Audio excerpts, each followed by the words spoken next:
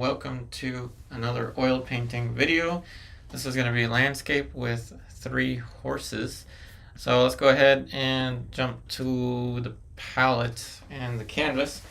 As usual, we're working on a 9 by 12 inch cotton canvas. This is a cotton canvas panel, and we are going to apply a tone to the surface. I am only going to use what is already on this brush. I keep my brushes in a container of linseed oil just so I don't have to clean them off. These are one-time, one-layer paintings, so I'm going to apply a mixture of, this is safflower oil and spiked lavender. So I'm just using what has already been on the brush. This is a landscape painting, so in theory you don't want to work on a brown tone. You could remember artists such as Bob Ross that would work on a clear ground, or he would put some kind of clear coat and paint onto it directly. We're going to do the same kind of thing, except not a clear coat, as you can see. And we're going to mix directly onto the surface. Fridays are going to be shorter, just to let you know ahead of time. I have a one-on-one student 4 o'clock my time, so that means this won't end at 5, this will end at 4. So this one will be a little bit shorter. So I'll probably save the landscapes for Fridays since they're going to be a little bit faster. Hey Harsh, welcome. So yeah, I'll probably save the landscapes for Fridays again because they can be done a little bit faster pace. So now we're going to switch to, let's say, the sky color. So I'm going to start mixing directly onto this. This is white and phthalo, not phthalo, I keep calling it phthalo. It's just a phthalo blue. Sometimes I think of it as a turquoise, so I stopped myself. I almost said turquoise. It's just phthalo blue. So as you see, this is mixing just fine for our kind of overcast sky. As you see, the more paint we add, see how strong that phthalo blue is. Nice little color for the sky, and the brown actually works pretty well for this sky color. Now you see kind of a glimpse of a cloud starting to emerge there. More of shapes for the sky, and we'll get into more detail with the sky later on. So I'm gonna say that there's gonna be a little mountain area right up here. So let's go ahead and I'll just use the same brush. A little bit of a darker value. Let's just mix directly on the canvas. And let's say that it'll be about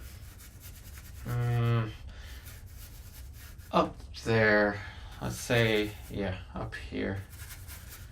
This is where the mountain is gonna land, somewhere above here. So the horses are gonna fit somewhere in this little vicinity.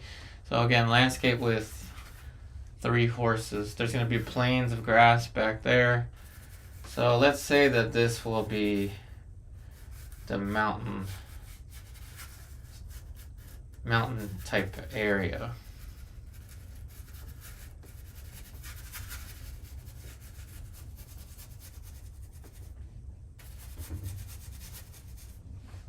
Gives us enough space to work with different planes. So I'm using just black and phthalo blue because atmospheric perspective. These things will look further away if we make it lighter and a little more blue, as you can see.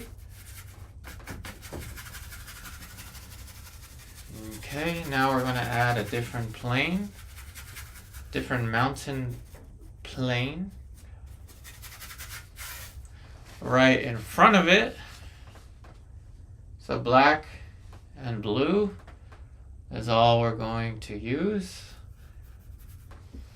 Maybe that's too blue. I'll add some raw umber. It'll look too dark at first, but that's okay. We'll just blend it in. So this is another plane, mountain type plane that's going to be right in front.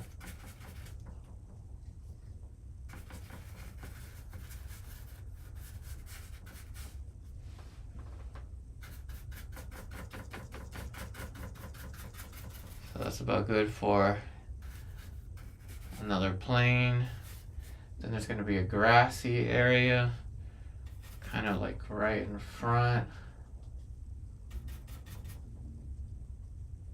So using brown and green, brown, green, black. I don't want it to be too green because atmospheric perspective. That's fairly decent.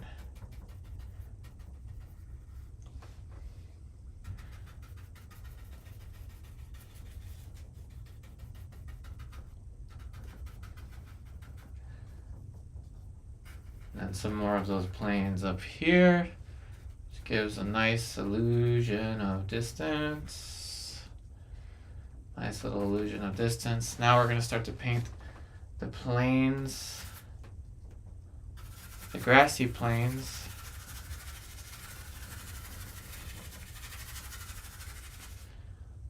A little bit of brown, maybe some red, just to neutralize this green so it's not too bright. And of course the tone of the canvas will do some of that work for us. Now you see that grassy plain start to develop.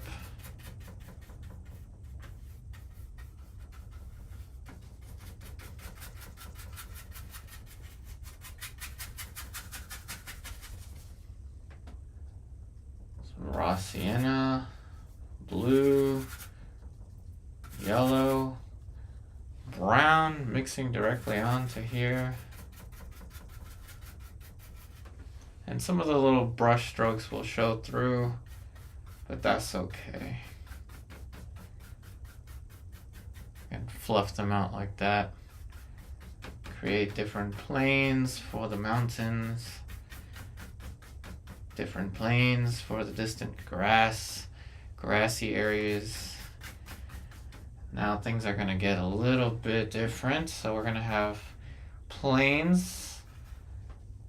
And we'll just spin this around. Create a different plane up there. And another plane here.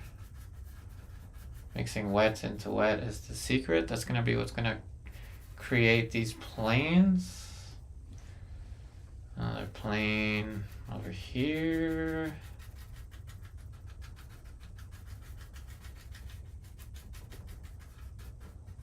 Pretty much using the same brush for all of this right now. Another plane up here.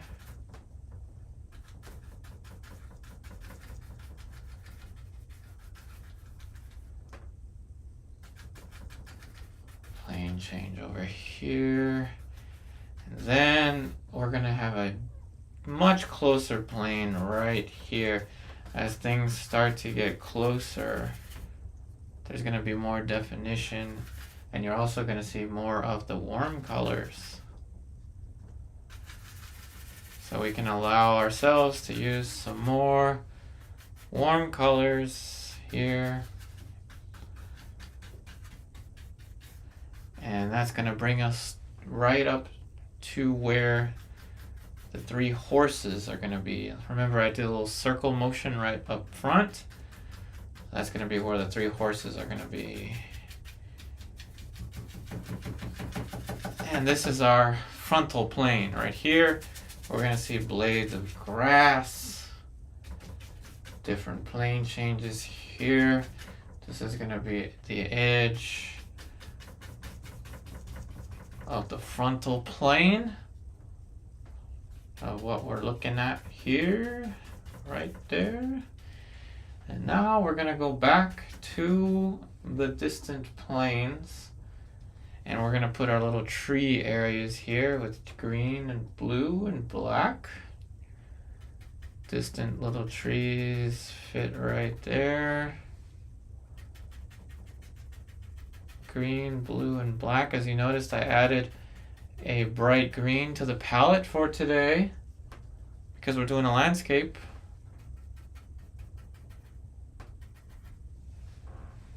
Hey Gigi, welcome.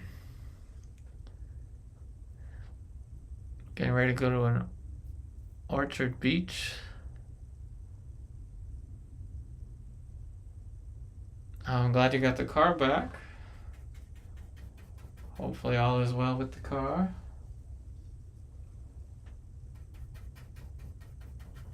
Distant planes, or distant tree shapes back there.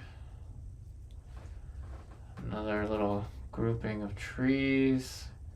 Again, green, brown, black, blue. The illusion of distance.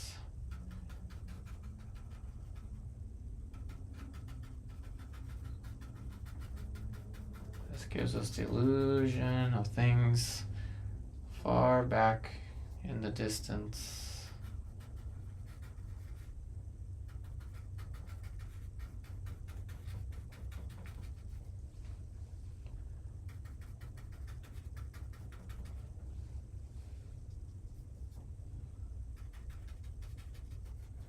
Now we're going to have some planes that are a little closer as we developed them before, so a little more of the brown, and this will get a little darker in value, and right in front of it is going to be our frontal plane. There's going to be a tree there over here, which is going to be framing one of the horses.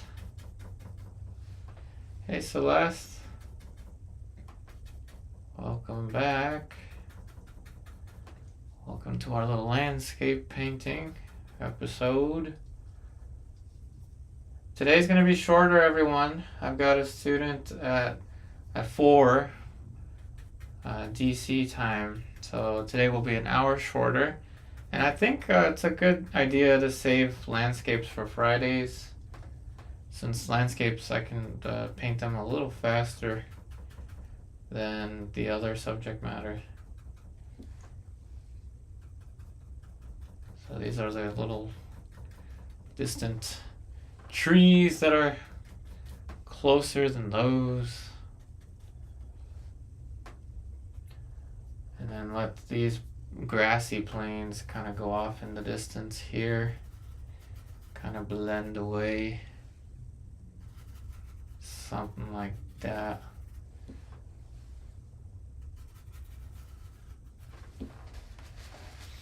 Okay. Yep, happy little landscape. Happy little landscape. Raw sienna. Again, things that are closer are gonna look warmer. So this will help bring this forward.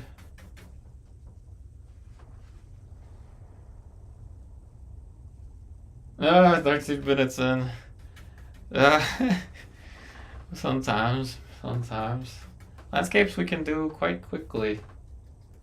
This is where the horses are gonna land, over here. But first, we are gonna put a tree. So brown, black, raw umber, black, green. How many Red Bulls have I had? I haven't had any Red Bulls. That's funny. So here we're gonna put in the tree.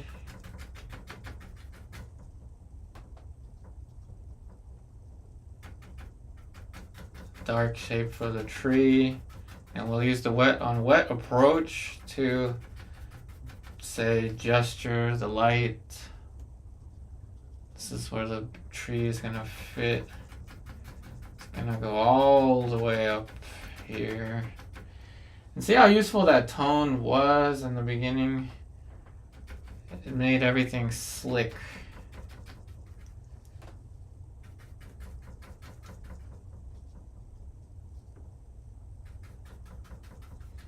So remember, this is going to be framing the horse. There's going to be one horse right there.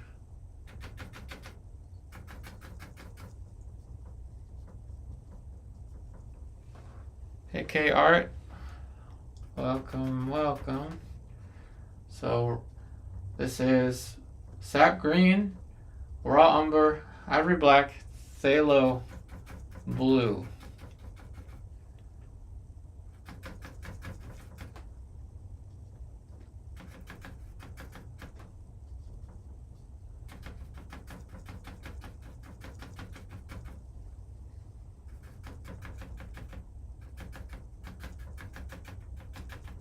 Almost looks like a Christmas tree.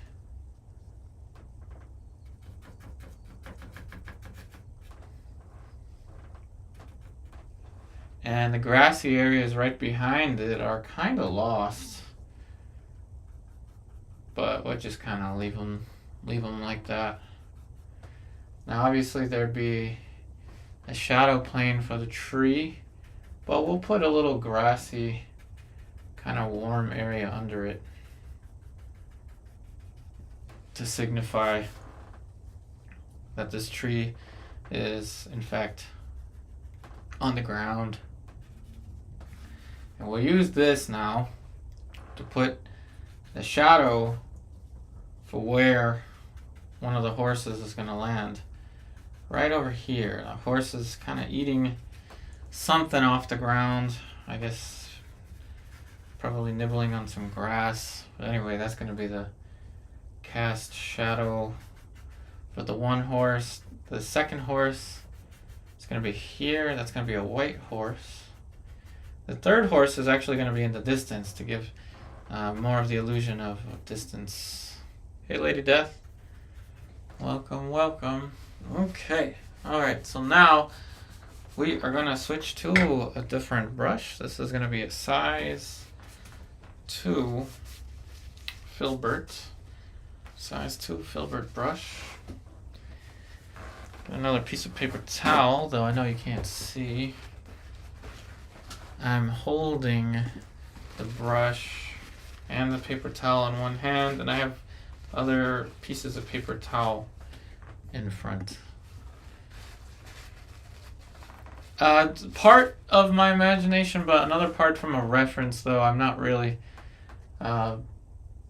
Let's just say the reference is not even, barely even a suggestion.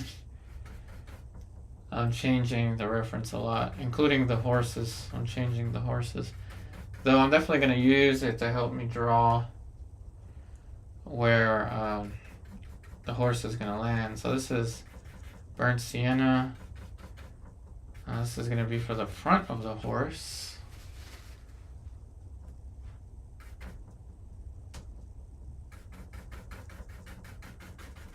Now that was cadmium red, which I know is going to turn into a brown.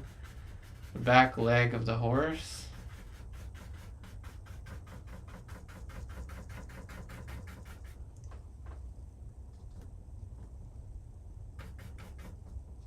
Going back to black. Say black, alizarin, raw umber. The legs of the horse, the front. See how important that shadow was? Now this is going to be shadow shape for the side plane of the horse.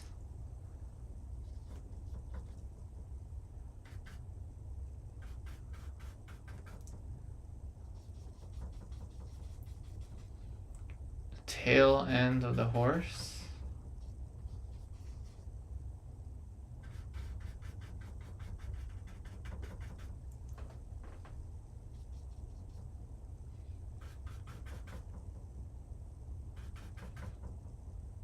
Yeah, I would definitely need a reference for something like for a horse. I can't just paint that out of imagination.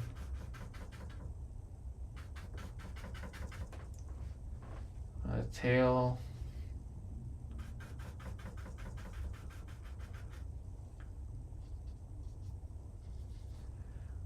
Okay, so the hairdo for the hair. Hairdo for the hair, that's very hairy on the horse.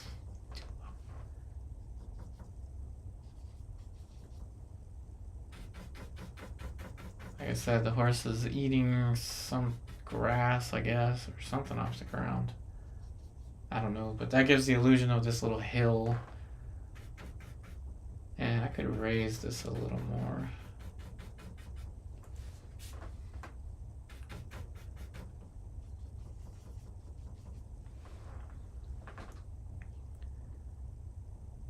Celestial, so you always need a reference even if combining different elements. Yeah, working from your imagination is very difficult to do, but I agree. I think I always need something as well to refer to.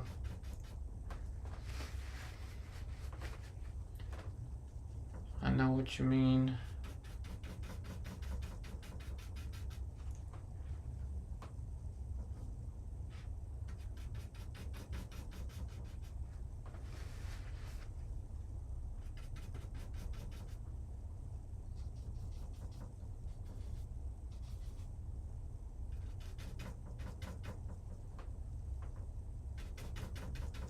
I won't get into any details with the horse just yet because we have to add the second one, which is the body of the second one is going to be here. Somewhere over there. I'm going to have a dark brush for second horse. I'm going to use raw umber. This is going to be for the bottom of where that horse is going to fit. And then the third one is going to be somewhere over here in the distance.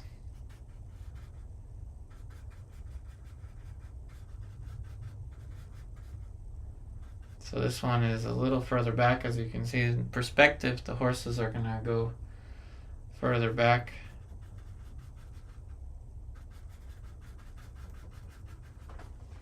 Now, right now it looks like a honey badger, which may not be a bad idea.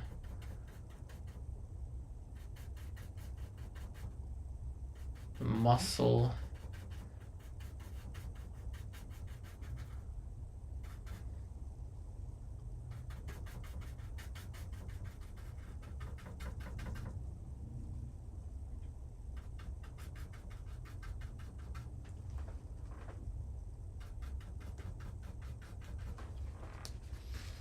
Right now it looks like a mix between an elephant and a honey badger. But no need to worry. This is how it starts. It's an elephant honey badger creature thing. Oh, thank you, Celeste, for checking out my Instagram. Thank you for checking that out. It has been a struggle these days to try to, promote my artwork and stuff. So it really does mean a lot that you checked out my Instagram. These days I'm lucky to even get 20 likes on a post. Meanwhile, other people can post their lunch and get 100 likes.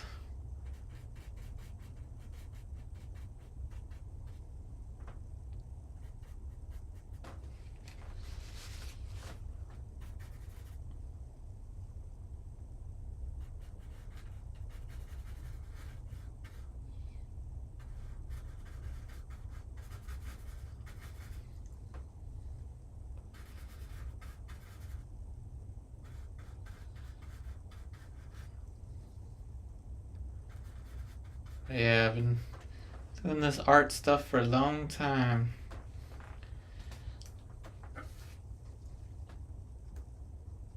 A long, long time.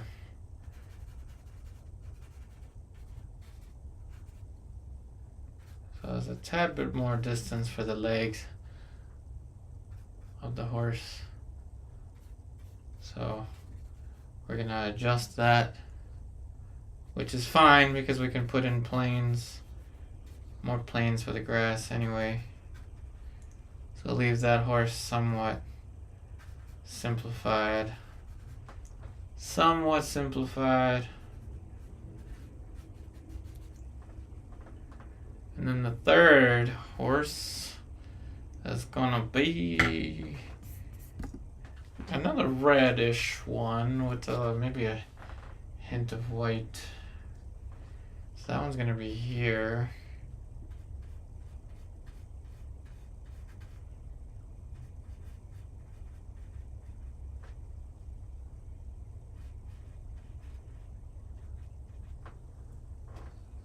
Way back there.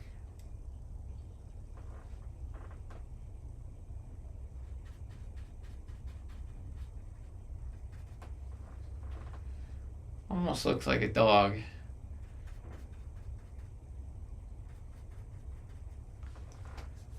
Way back in the distance there. Well, thanks, GG. Yeah, it's a struggle, Celeste. It's a mystery to me. I don't know.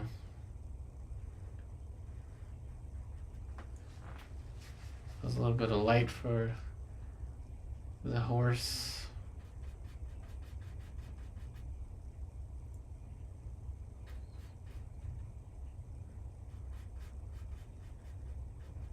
That's our distant horse.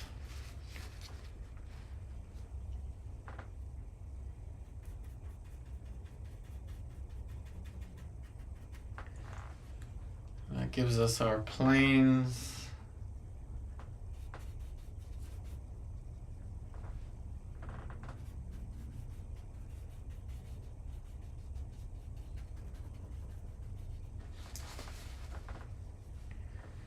Distant planes up here.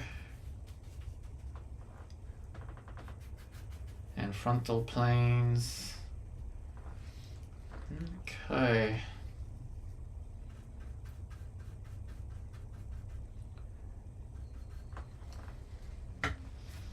So back to the second horse.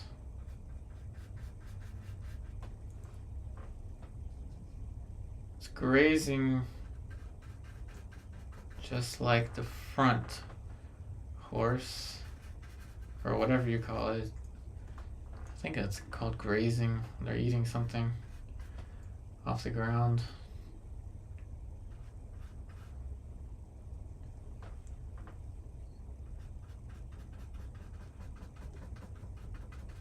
There we go. Now it's a little more like a horse.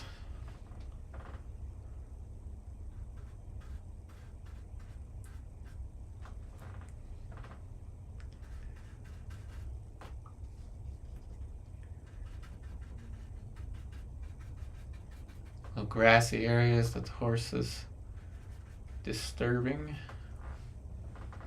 Same thing here. Well, thanks for the super chat, Celeste. Thank you, thank you.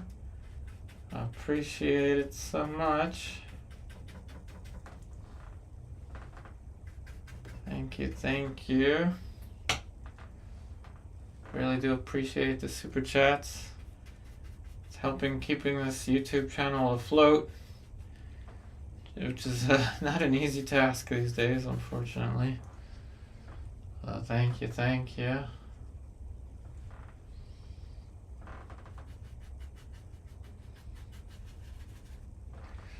Now that we've got some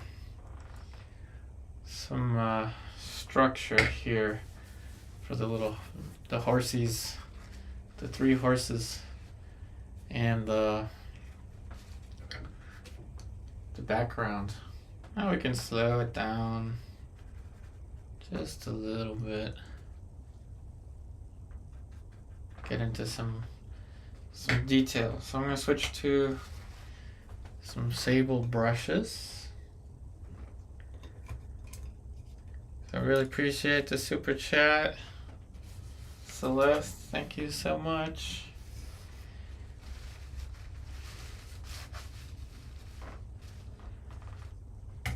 Alright, 3 sable brushes. And now what I'm going to do is start to mix on the palette. In the beginning, didn't really have to mix much.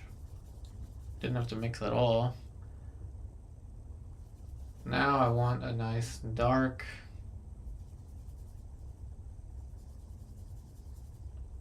so I can start to draw. It's going to be the eye, back side of the jaw,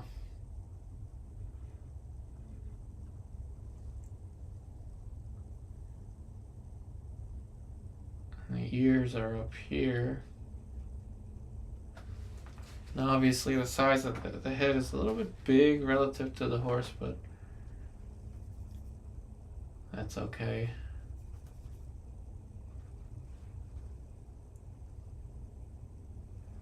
Oh, thank you, Celeste. That means so much.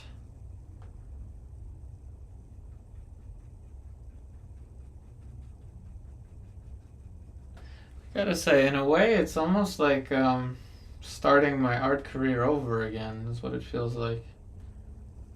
I mean, I'm lucky I have, everyone here on YouTube that still remembers me, but on Instagram it's kind of like starting over. It's like I'm starting over again.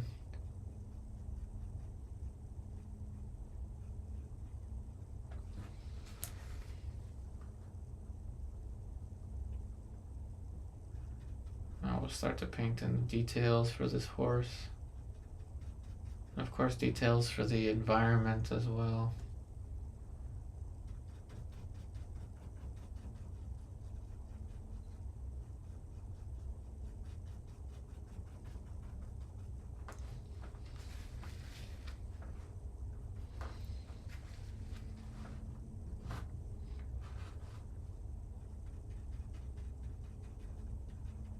I had to minimize the eye for this horse because I knew the head was too big.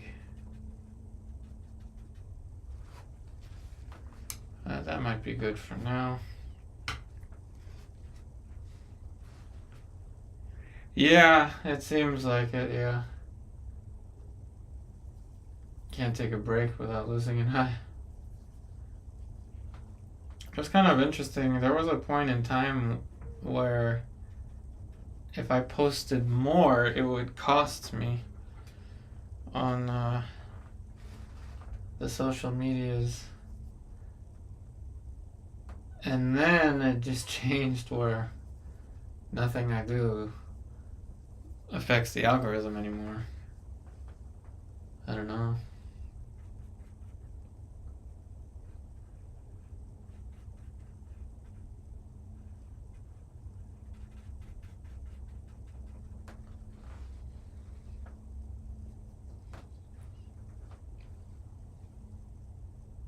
Yeah, losing watchers, yeah. Yeah, oh, that's what you mean by losing an eye, yeah. Yeah, I can't really take a break.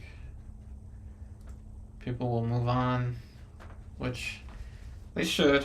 They should find what works for them. Of course, what this challenge is, this is a unique painting challenge.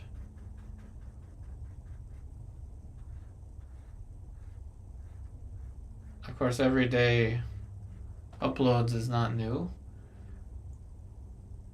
But I did say this wouldn't be every day. I just meant that they would be almost every day. For example, so tomorrow I think it's going to be a pre-recorded. Tomorrow will likely be a pre-recorded.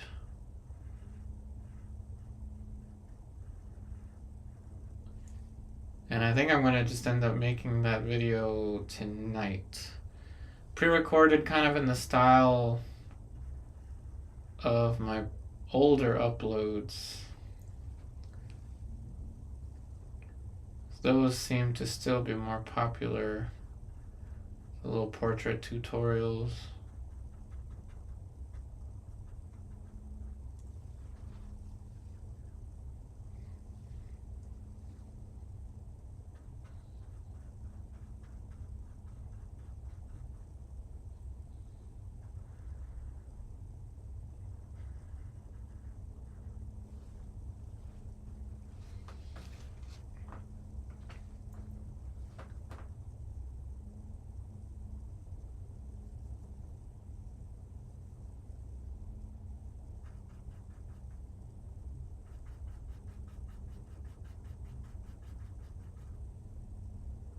Light and shadow.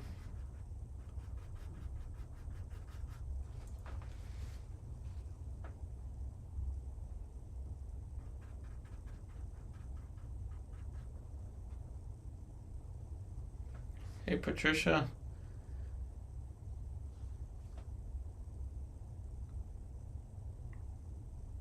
Hey Lottie, welcome, welcome.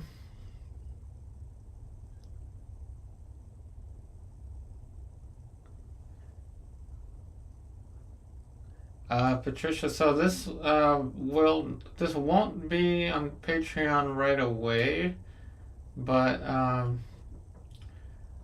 if you mean the those short videos that I was talking about for Patreon, those are going to be kind of more short videos talking about, like the last one I did was about this palette. I think that was on Tuesday.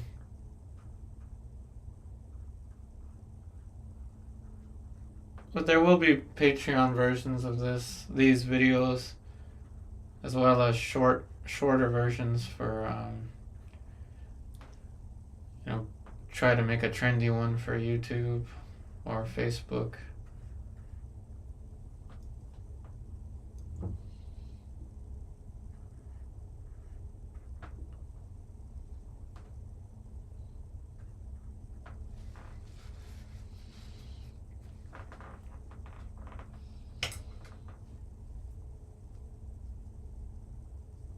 And no, you didn't miss too much. We just started like 40 minutes ago.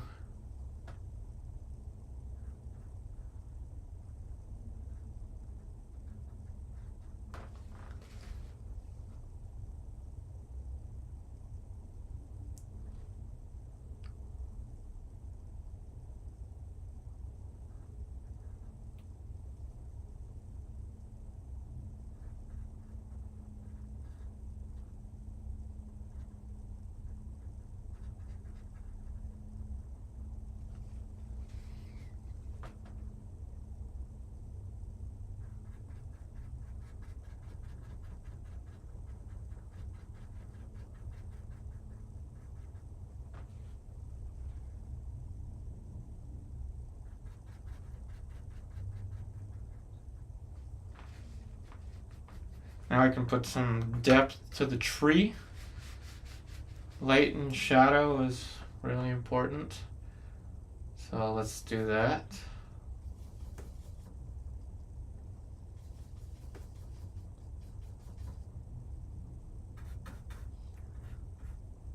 Some shadow shapes for the tree. Appreciate the likes, everyone. And really appreciate the super chat.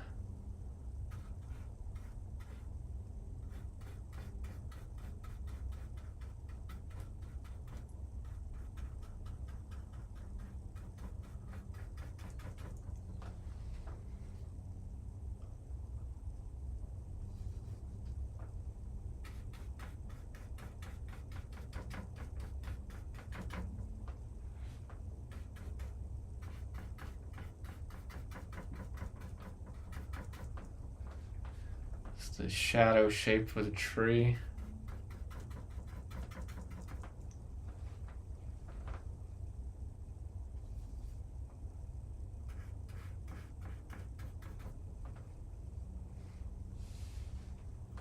Well, thanks for sharing my Instagram to the Facebook page, to your Facebook page, Celeste.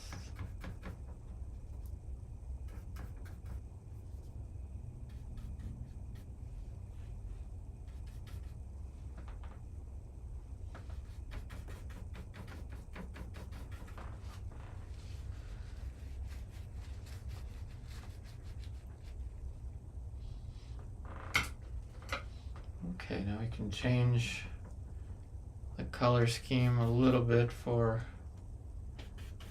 the grassy area.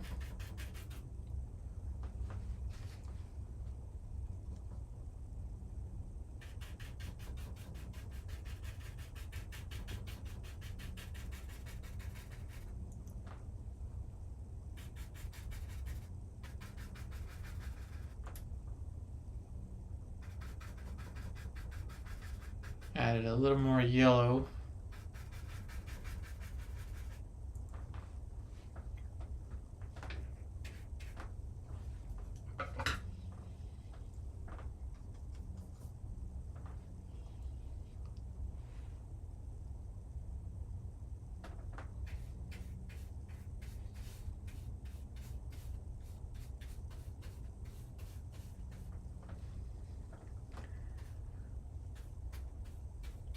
Brush strokes for the grassy area.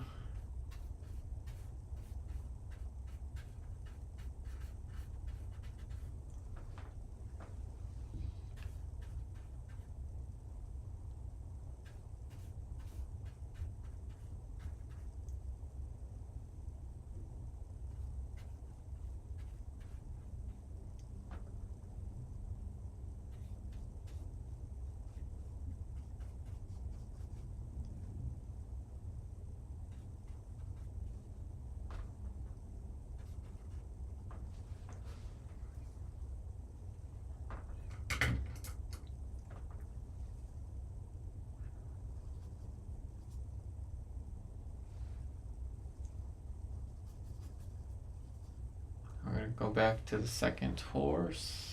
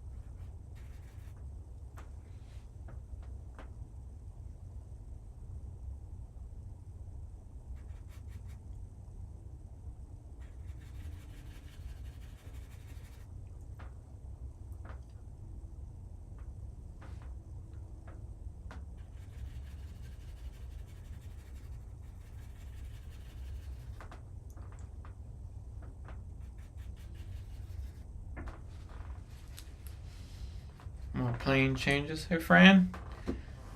Welcome.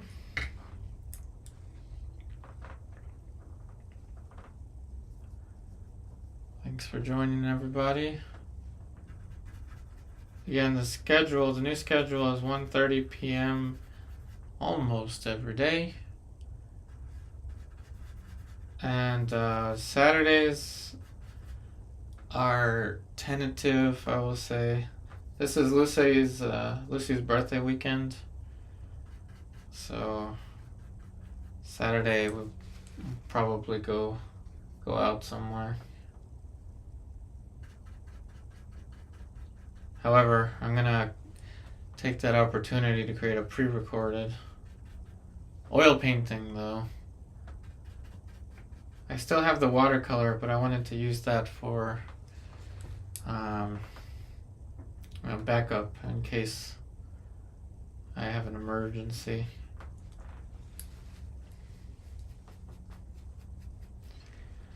Yep. Well, Lucy's birthday is actually Tuesday, but we're gonna celebrate her birthday Saturday.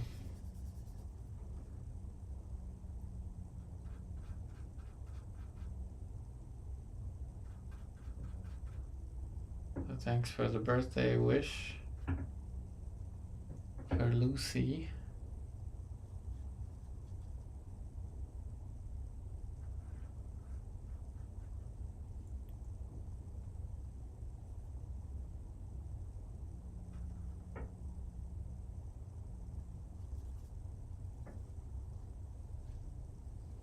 Lottie, I'm using imagination and a picture.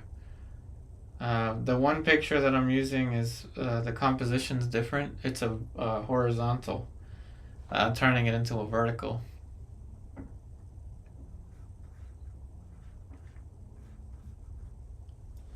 But of course, I can't show the reference thanks to good old.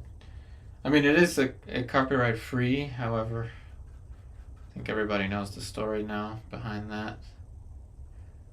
If it says copyright free, it doesn't mean forever, unfortunately.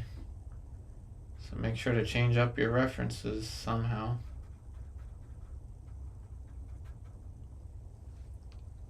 Now, obviously, I would prefer to paint from life, but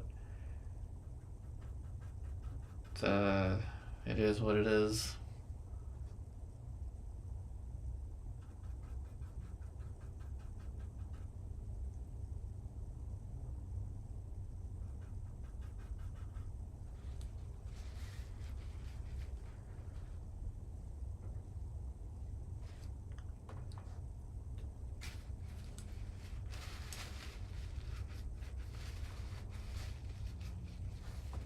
Thanks, Lottie.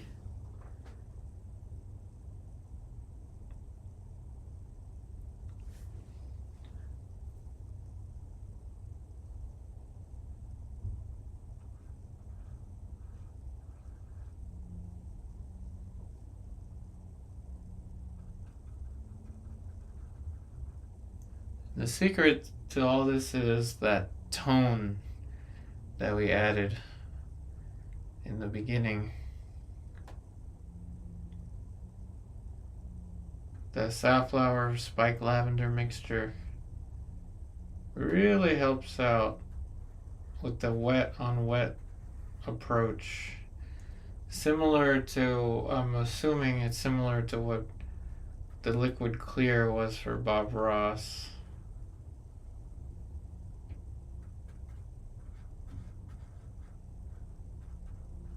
Now, obviously, I'm a lot slower than Bob Ross, but it's the same kind of thought process.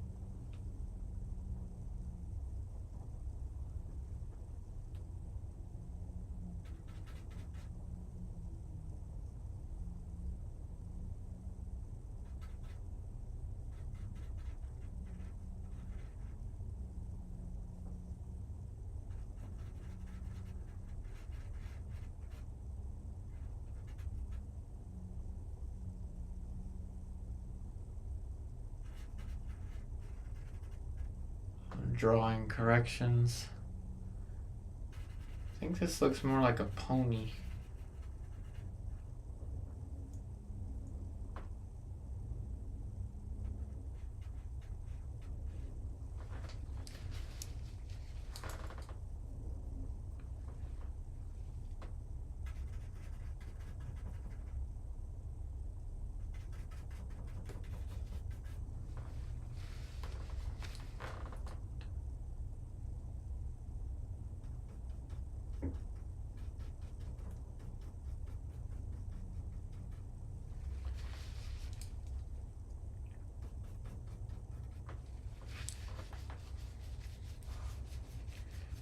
Drawing is a little better now for the little horsies, which might end up looking like ponies, but it's close enough.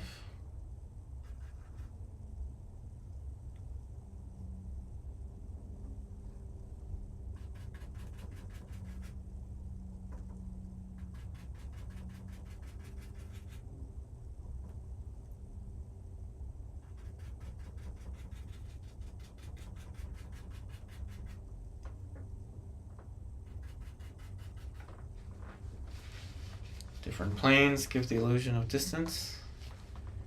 Probably wild horses, I would say. These are likely to be wild horses, I think. Yeah, probably. Probably. Okay.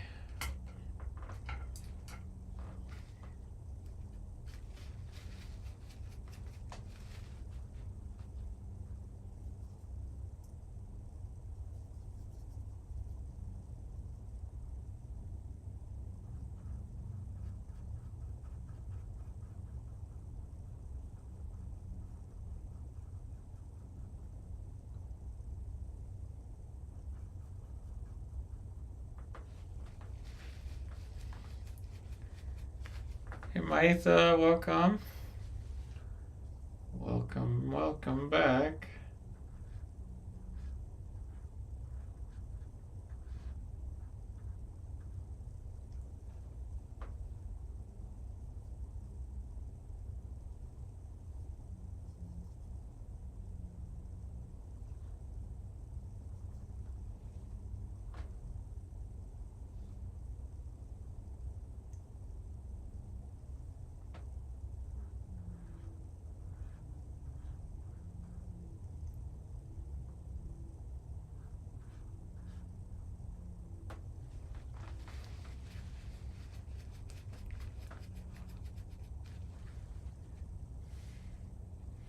Oh yeah, I like cats too. I could totally paint a cat at some point in the future. I've painted a cat once before.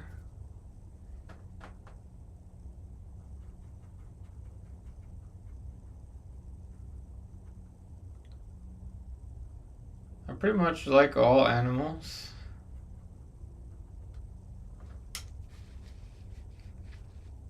I like all animals, all wildlife except for mosquitoes. I think mosquitoes are my least favorite creatures on Earth.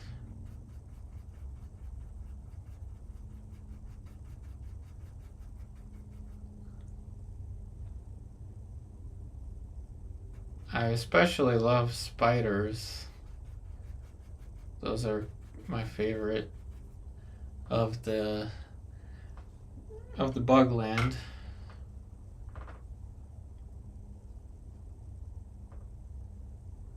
Of course, I won't paint any spiders on YouTube because I'll probably lose my entire channel.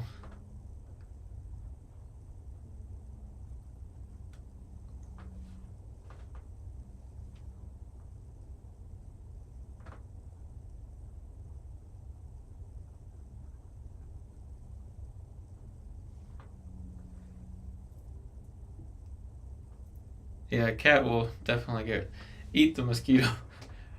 Probably would eat the mosquito.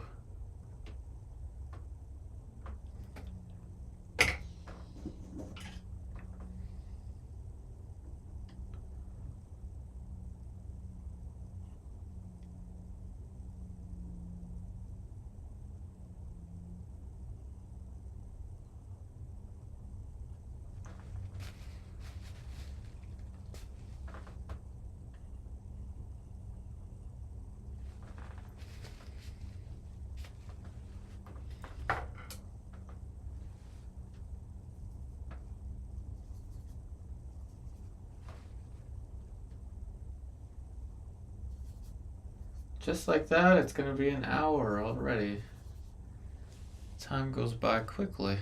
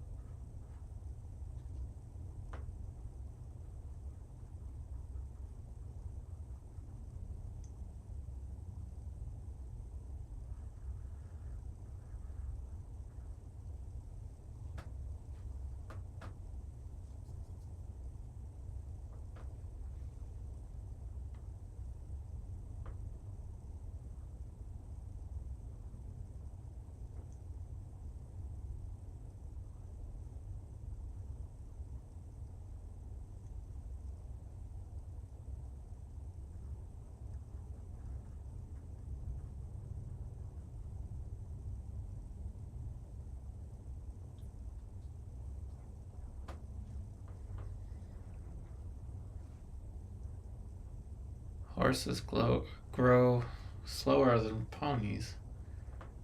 Oh, I didn't know.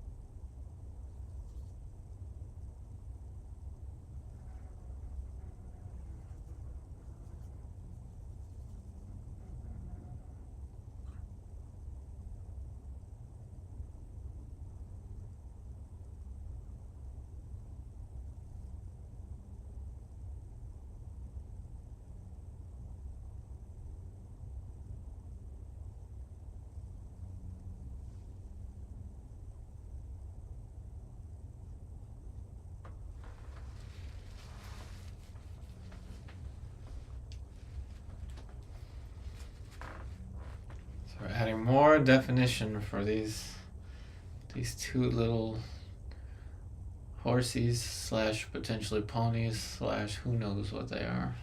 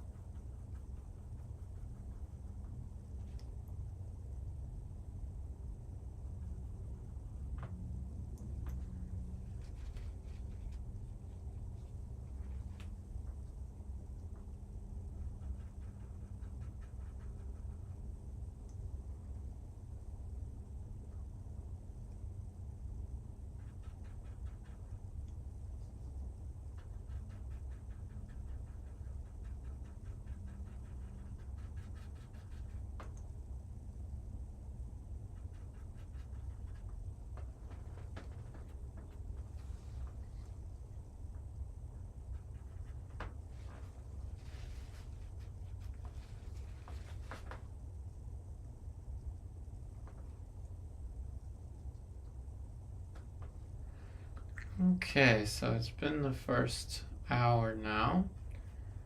And in case anybody missed the short video that I played yesterday on how to do a 5 to 7 minute oil painting study of an eye, I'm going to play that for you in just a second.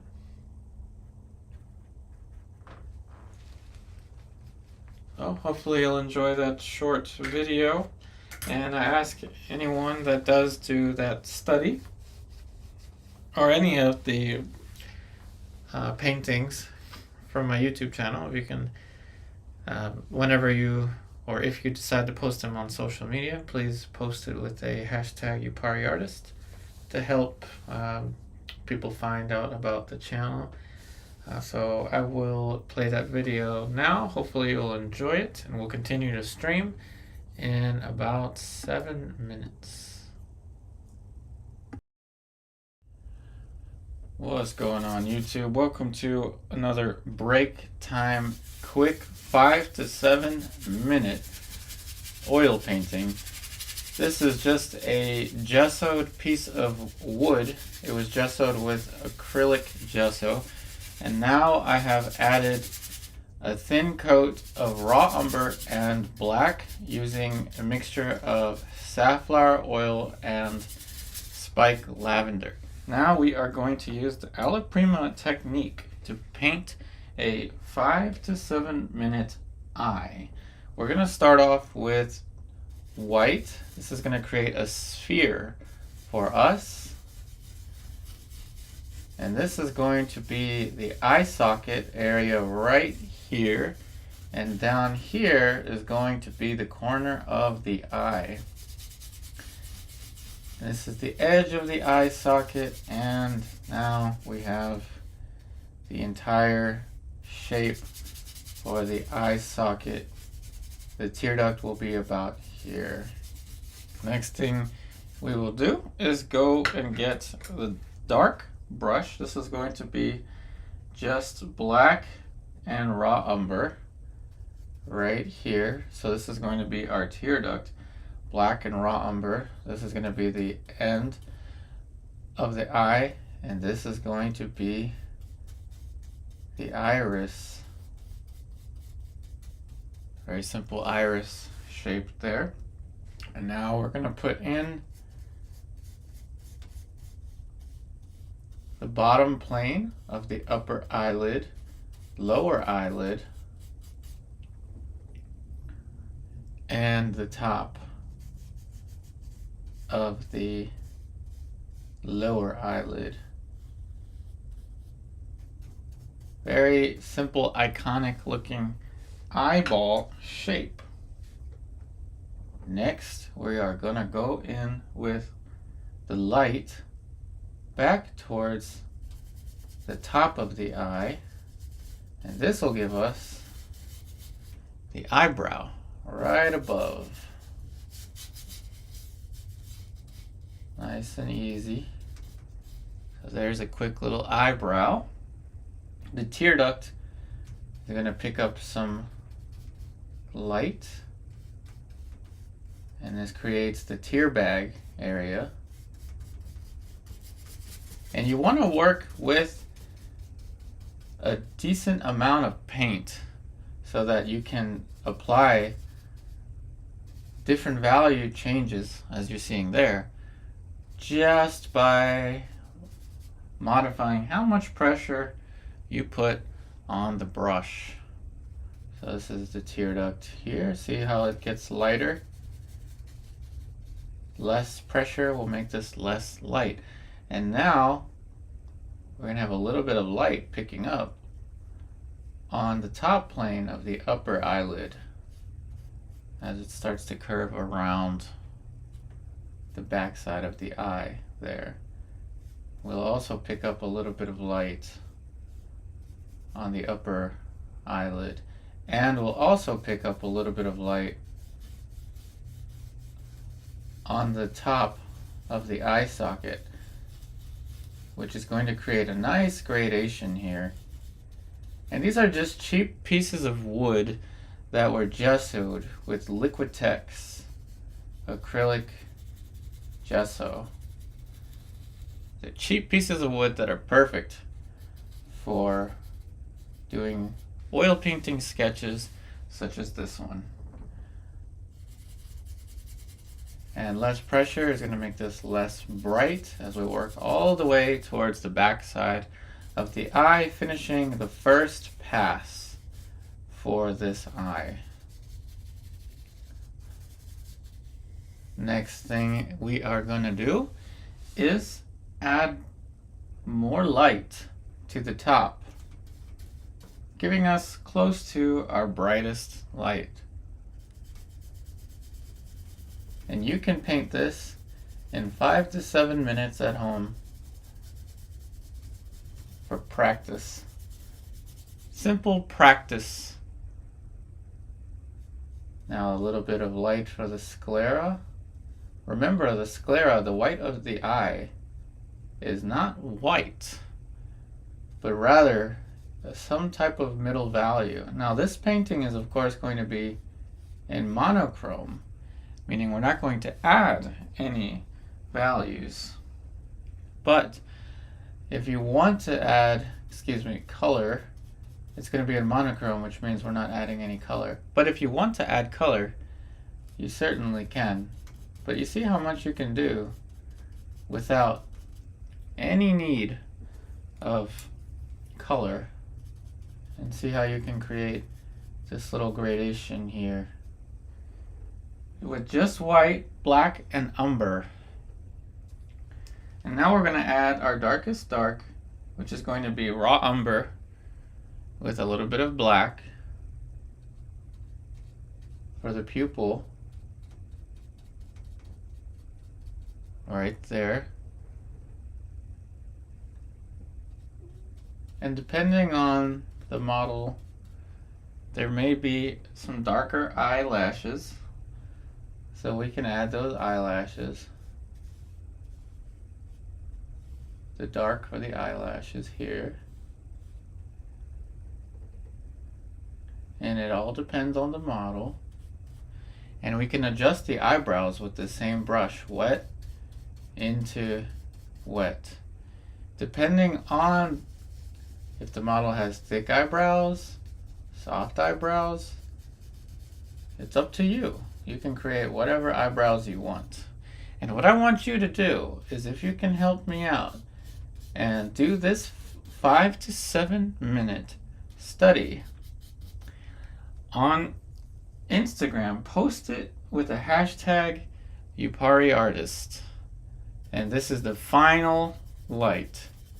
Like I said, that's going to be the brightest light, and that is your 5 to 7 minute simple alla prima wet on wet eye. I hope you enjoyed this break time painting video.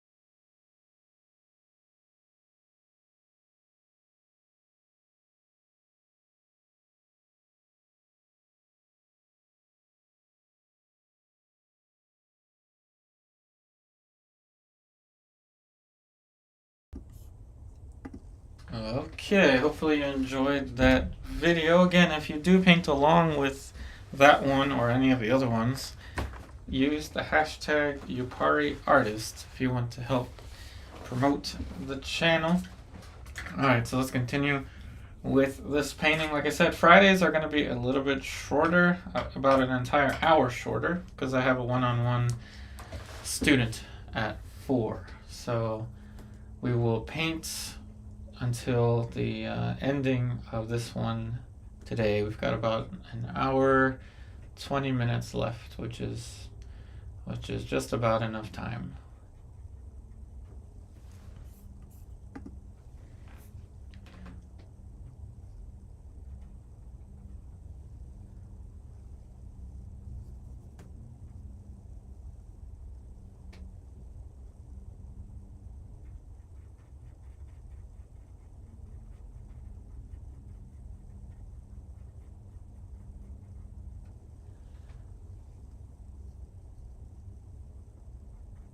This is an excellent approach to use for plein air.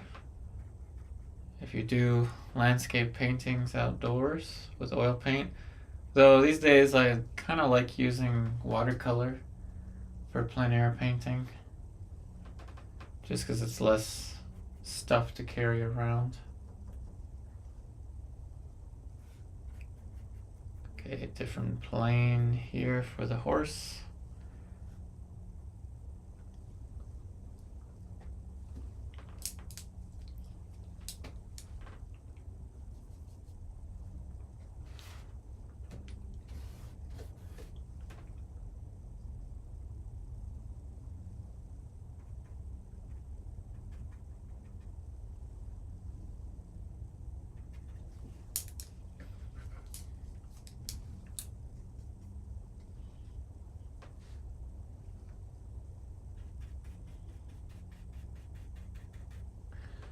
All these distant little planes.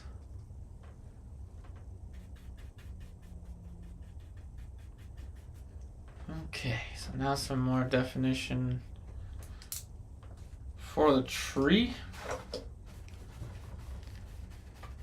No more honey badger. Yeah, we changed it. The honey badger was retired from the painting.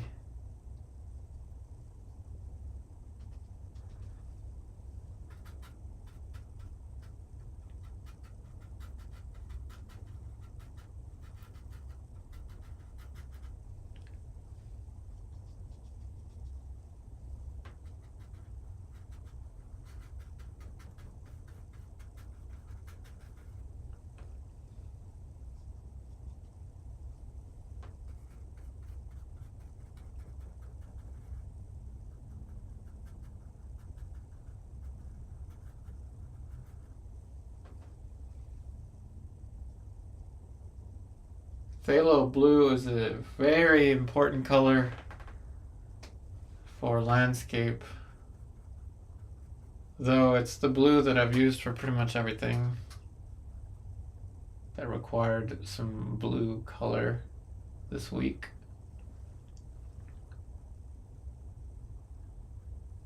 I hope everyone's enjoying this new series. Today is the 5th day of this new series.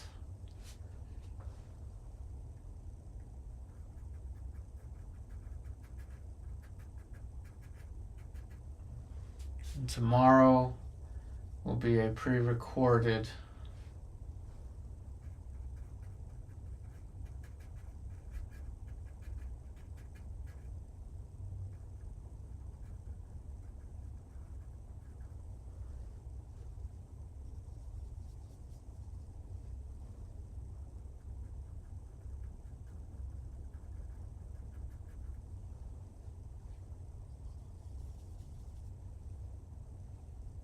I'm glad you like this series, Celeste.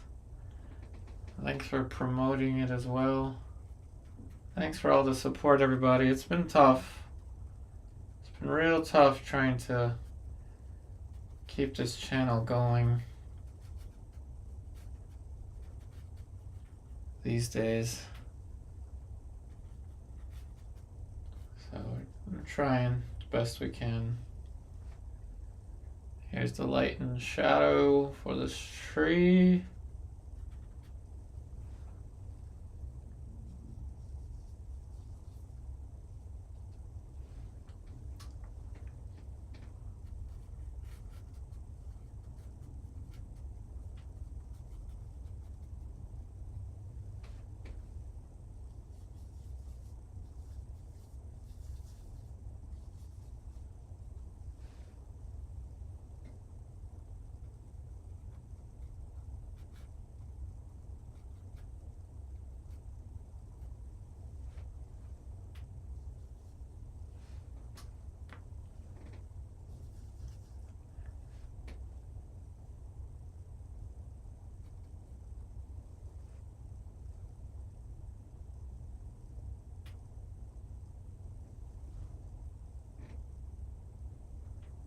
Oh, there could be a hidden house spider running around. You know it. You know it. Gotta be. for all the fear that everyone has with spiders, there really aren't that many spiders in the US that can cause you much harm. Everybody's got their story of how they know someone or they themselves have been bitten by a brown recluse. But there really aren't like that many. I myself have been bitten by a tarantula, and I've been bitten by a wolf spider, and I'll say that the wolf spider was way more painful, mainly because the tarantula that bit me was a pet, and I didn't receive any venom from it. But the wolf spider was a different story.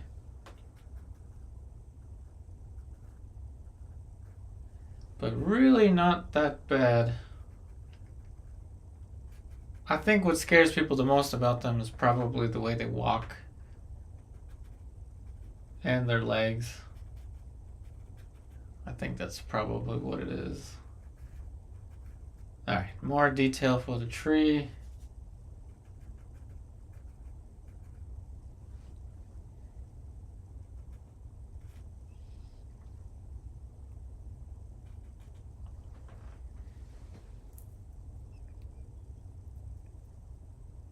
No, it was my pet. I had a pet spider that bit me. But it was my fault. I was changing its enclosure and it escaped.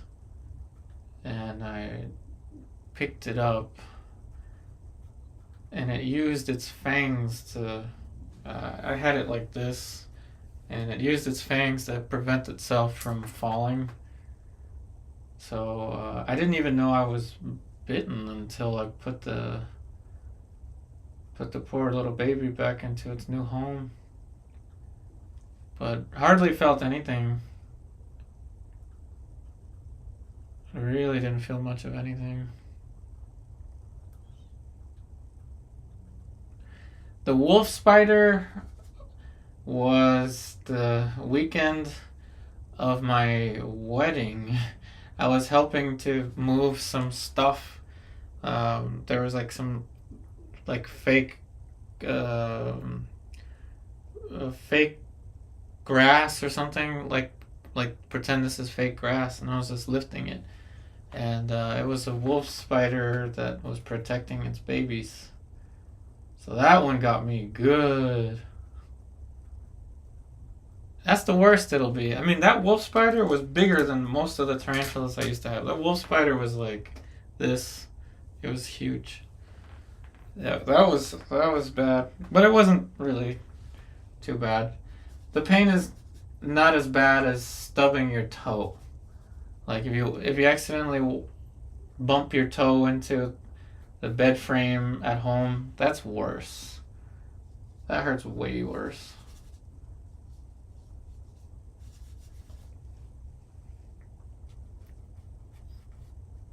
Okay, now we've got light and shadow for that, and perhaps some more definition to the landscape.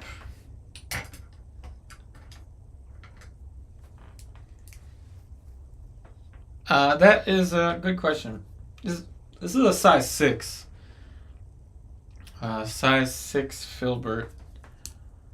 Is it a filbert? I don't know what it is actually. I don't know. It's a Egbert. It says Egbert, size 6. It's a Robert Simmons brush. So now that you've seen a lot of the color mixtures, let's get into some more details for this one now. Yeah, I used to have snakes and lizards. Thanks.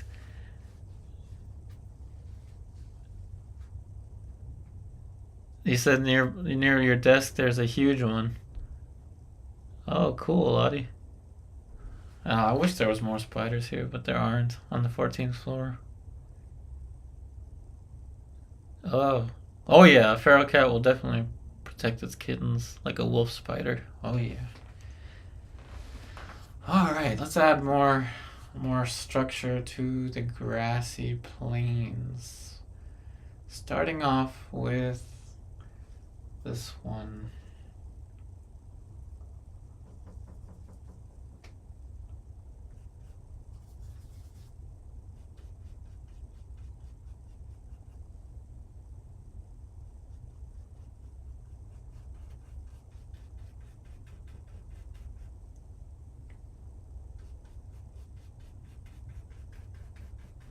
Yeah, unfortunately I had to give up my pets when I moved to Virginia. That was like 2 years ago now. I was able to keep one reptile when I moved to the previous place. And then when we moved to this one, I had to give that one away. So it's been a really bad 2 years for me, I'll say, since moving to this area. But such is life. There's ups and downs.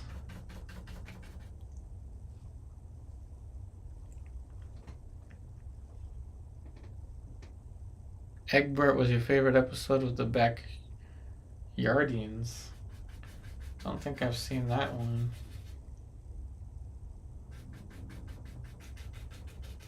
Maybe it was that brush is named after that. I don't know.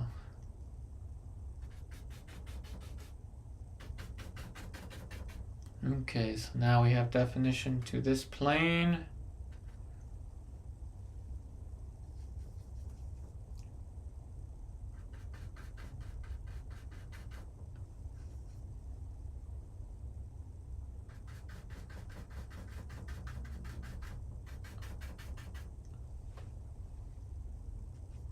This is going to be one light band going across here, which will differentiate this plane.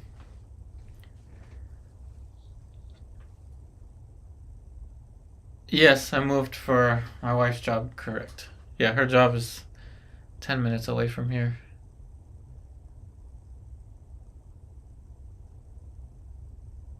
But yeah, the reptiles, yeah, they don't miss me. No, they don't. Luckily, I have a friend that's a breeder. Reptile. He breeds like ball pythons and boas and lots of tarantulas. So he was able to take them. So at least I knew they went to a good home, or at least potential to go to, to go to another forever home.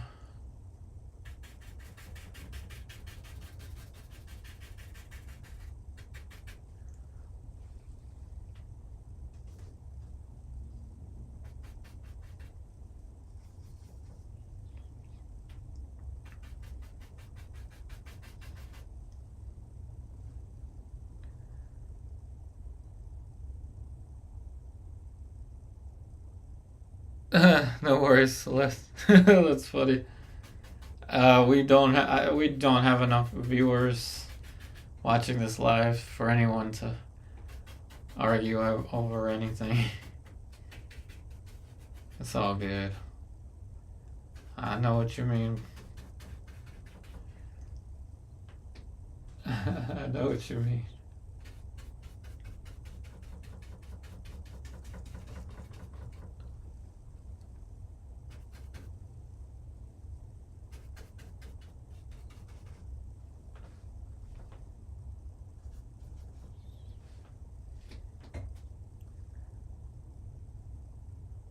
You wrote you walking with a cat. Oh, huh. Blade of grass good enough for eating.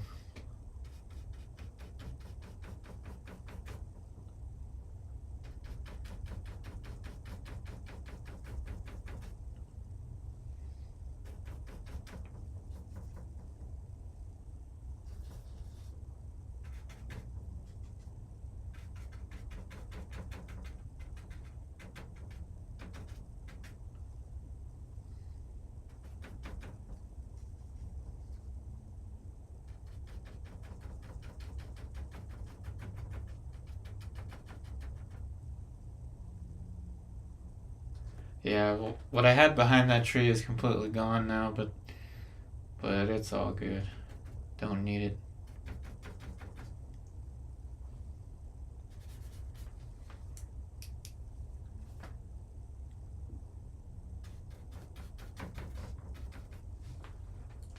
Alright, so now that we have these planes somewhat developed, we're going to move back over here. Maybe more yellow. I don't know. We'll see.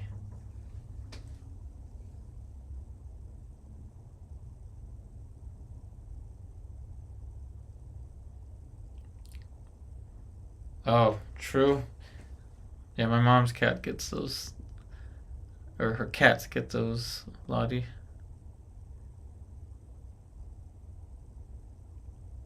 Well, I'm glad you like the light on the horses and the landscape.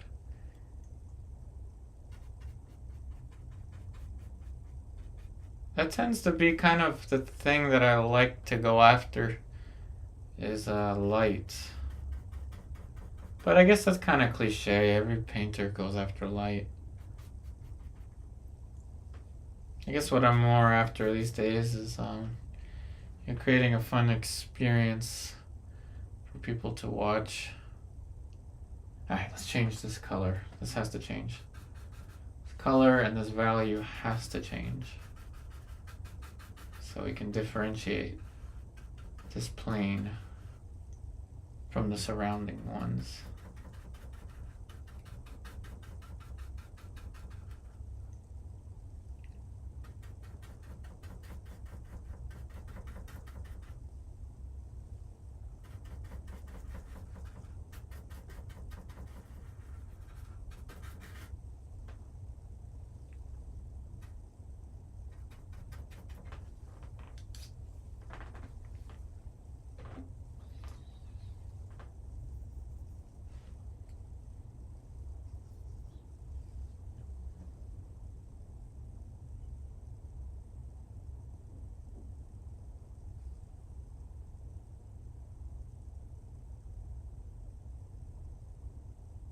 Yeah, of course we can do more landscapes, Lottie.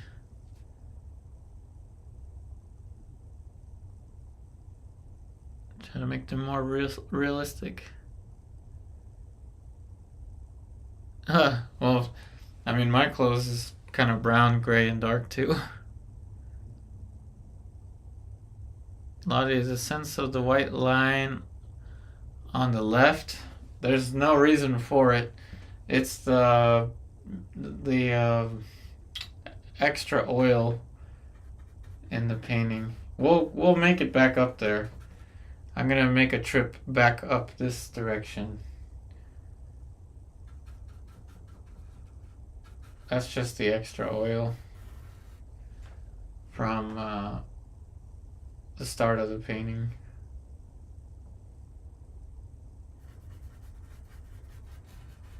But don't worry, it'll go away soon.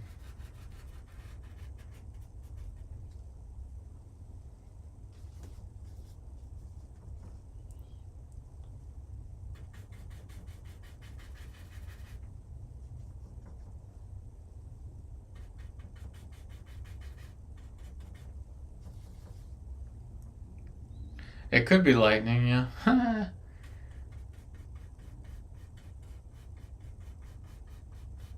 As Bob Ross would say, it's a happy accident, but there are no happy accidents here, unfortunately.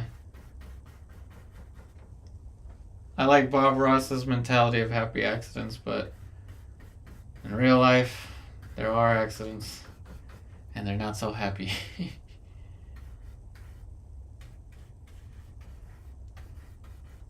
The real happy accident is learning from mistakes.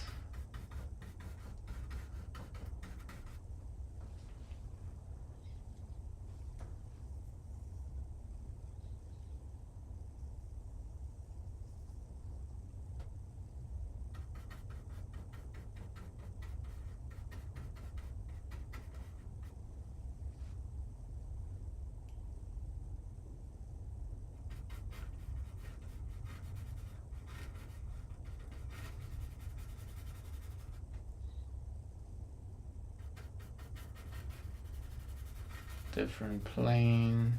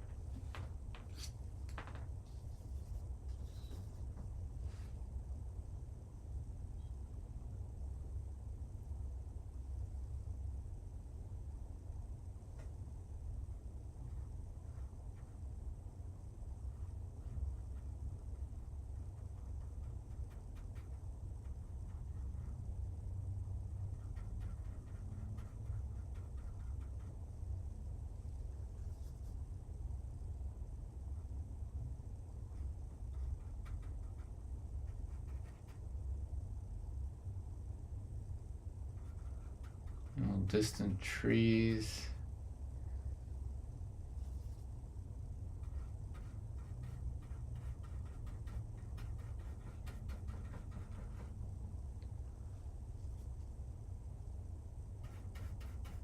Like I said, we're going to work our way back up.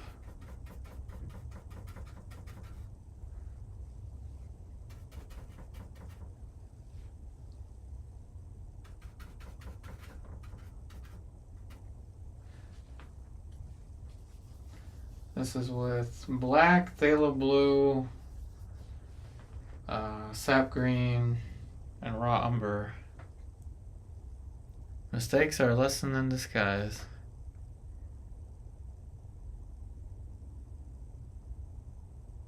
Watching a spider run at a parade.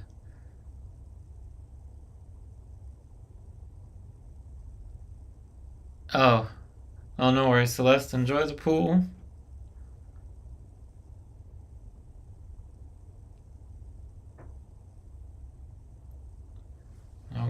No worries. Have a good weekend, Celeste.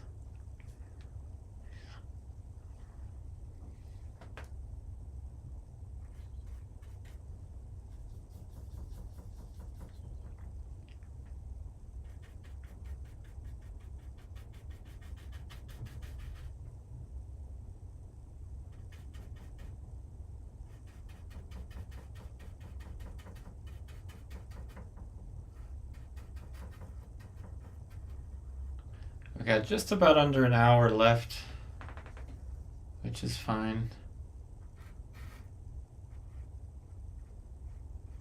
Plenty of time.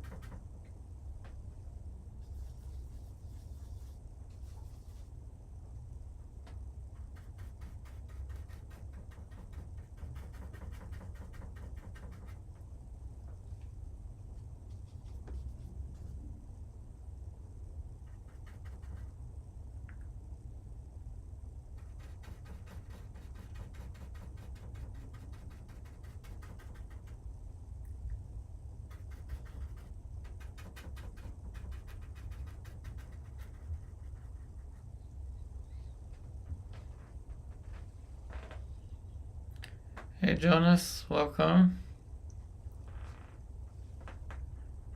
Thanks for joining.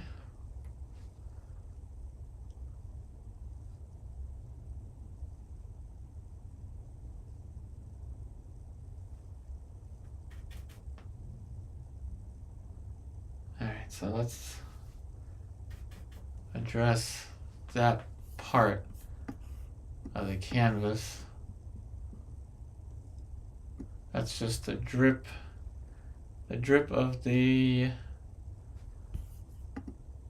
medium that we used. So let's go back to the palette and we'll just mix a bunch of paint. This is gonna have to get a tad bit more blue anyway.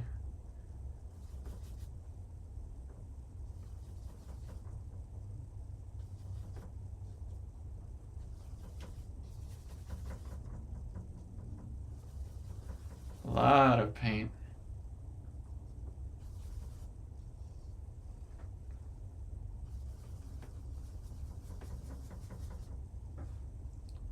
Yeah, it could be thunder. But no, it's definitely just an area that had too much medium. So that's good. That's the color I want. This is a loaded brush.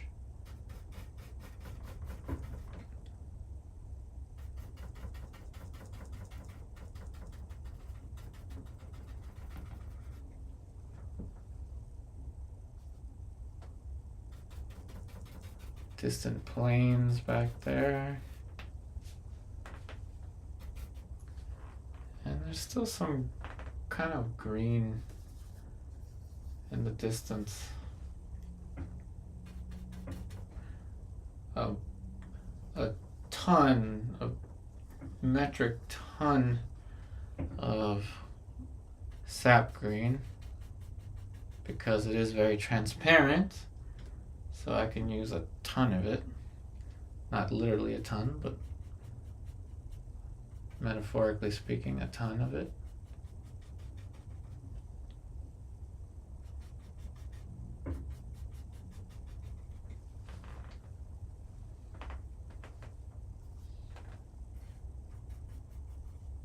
Plains. So there's a lot of paint being used here.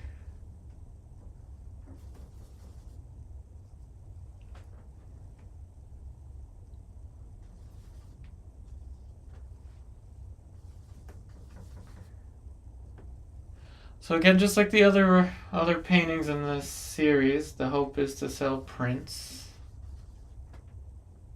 of these paintings.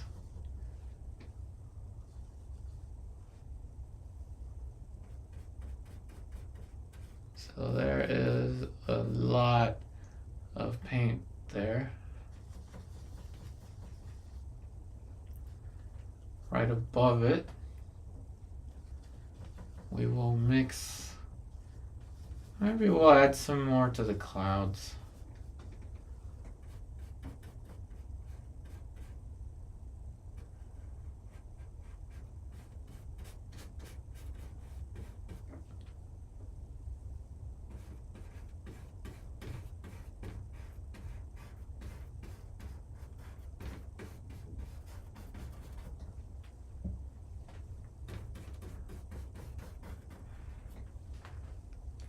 Lots of distance back there.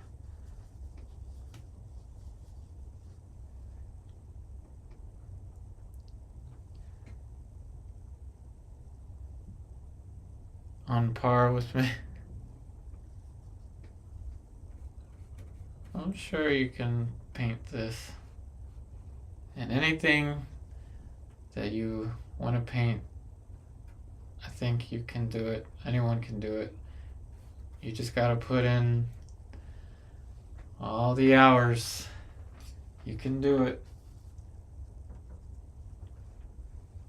The best thing about painting, and I can say this comfortably with all the experience that I have, is that it's never gonna destroy you as bad as playing pool will. Playing pool or any kind of sport like that is just, there's a mental side of it that'll just destroy you. But painting is this kind of thing that is almost like ethereal in a sense, that exists in its own dimension. Like Bob Ross would say, it's literally your world. It's like, he wouldn't say literally, but he would say it's your world.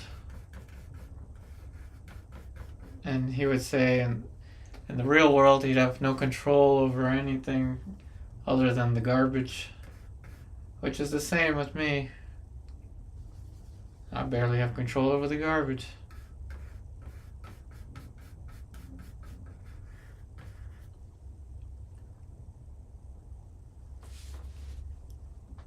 It is kind of a spiritual thing, we could say.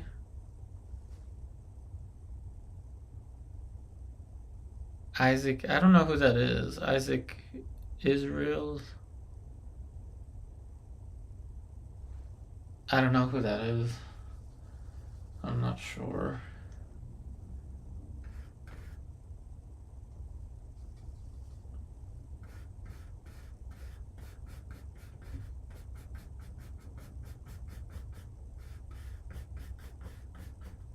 But that's the thing, these days there's just so much competition on the internet with art. But I can't imagine doing anything else. I mean, sometimes I think about it, like, why don't I just use my math degree to go and, do something with that, but painting always brings me back somehow, for better or for worse.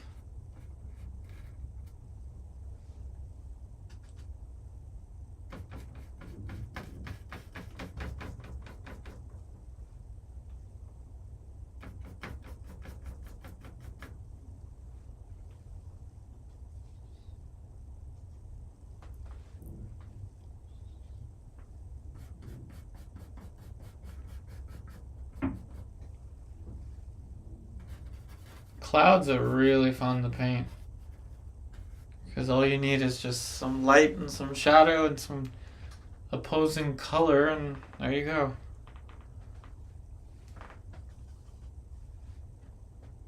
Oh, born in 1865.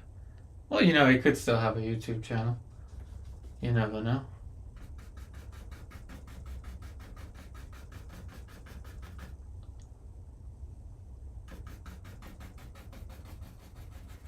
No, I haven't seen that one.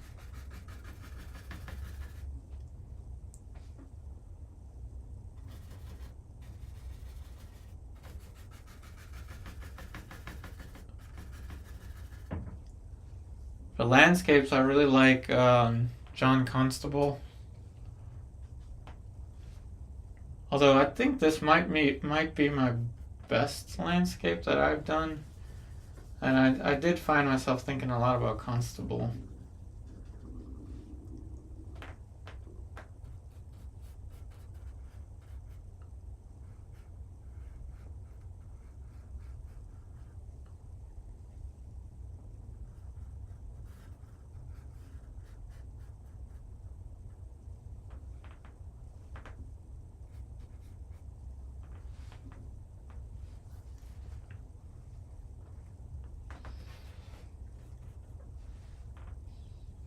Hey Grace, welcome.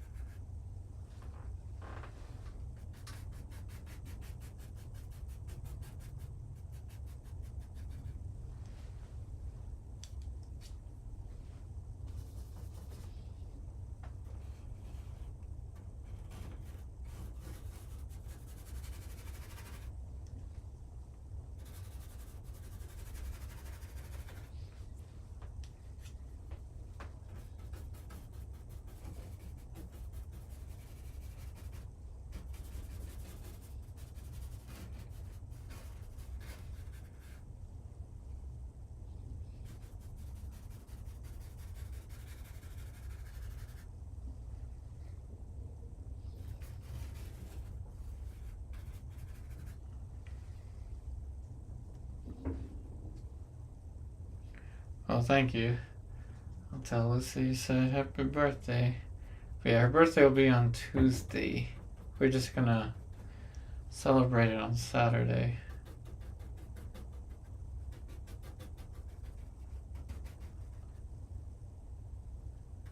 Thank you, thank you.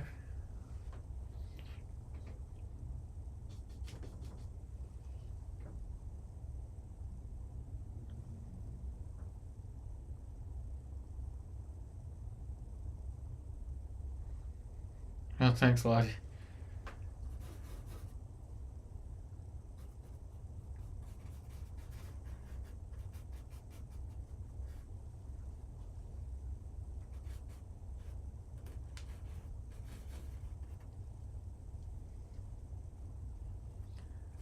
Lots of paint on this part of the canvas.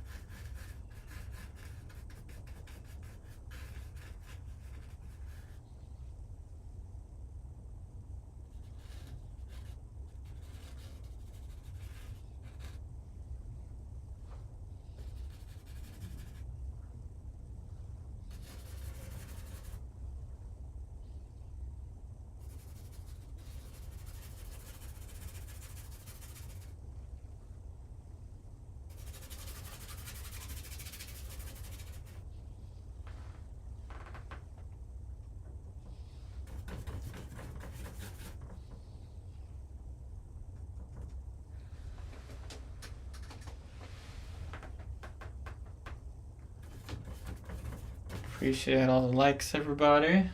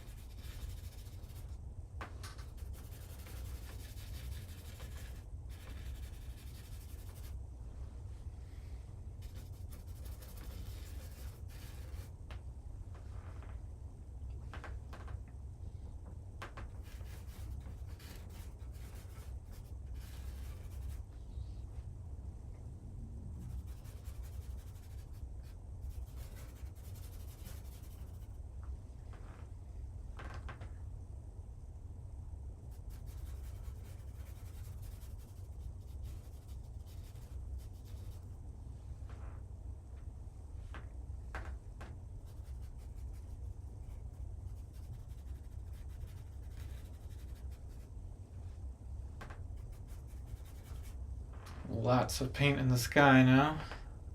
Lots of paint.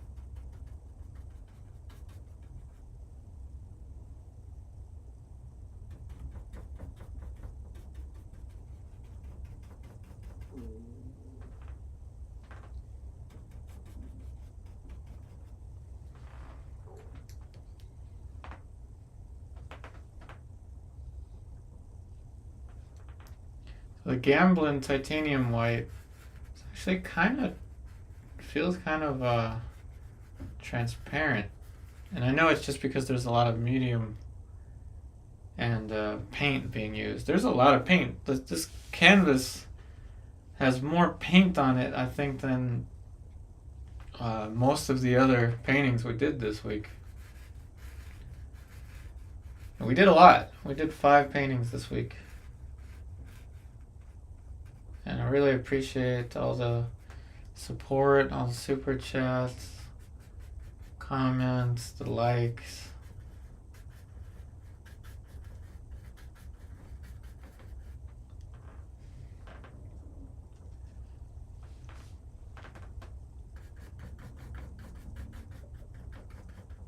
And remember, the schedule is 1:30 p.m.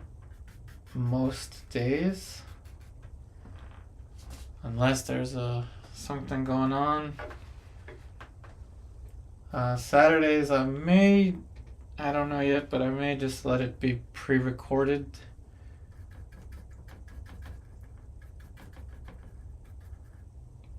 I'm thinking I may have to do some more of the old school tutorials that I used to do.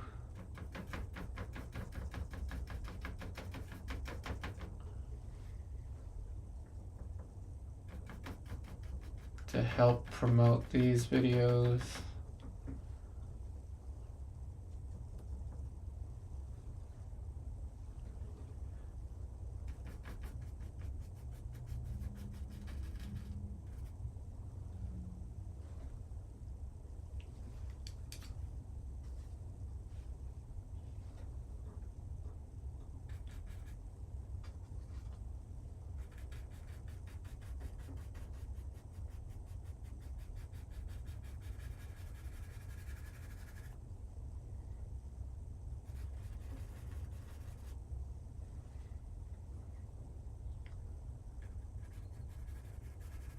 One thing I really like about landscape is it helps me get out of the city in my own mind. Just being able to see paint it to the point where you can feel the air. You can hear the breeze, I guess, or you can hear the I don't know, the birds or whatever from the distance. Something special to that, especially when you live in a city type environment.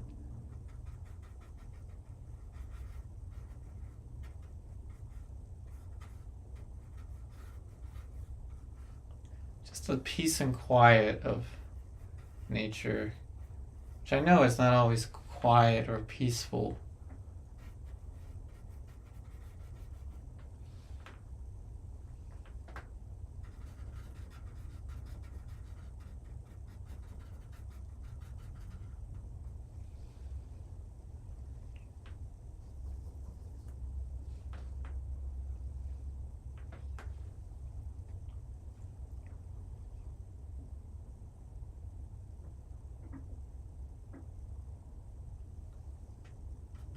I'm glad you like the energy with the live streams.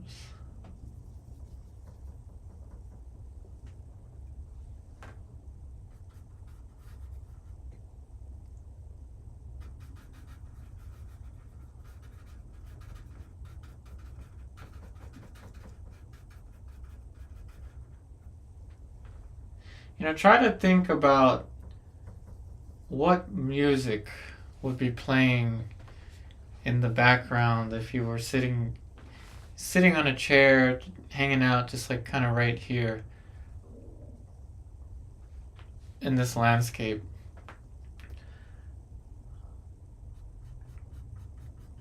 I'm thinking of just some classical piano, something relaxing.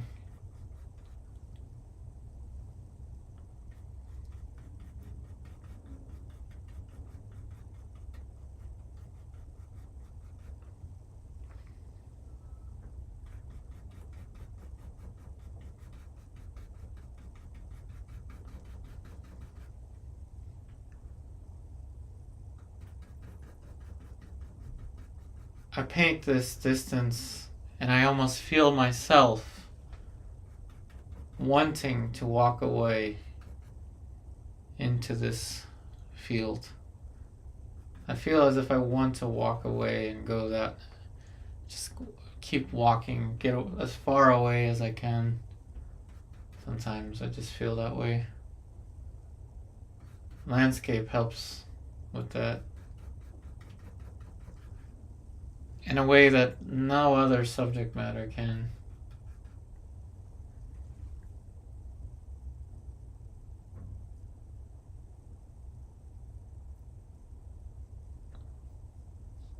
Oh, you mean life in nature? Connect with life and nature?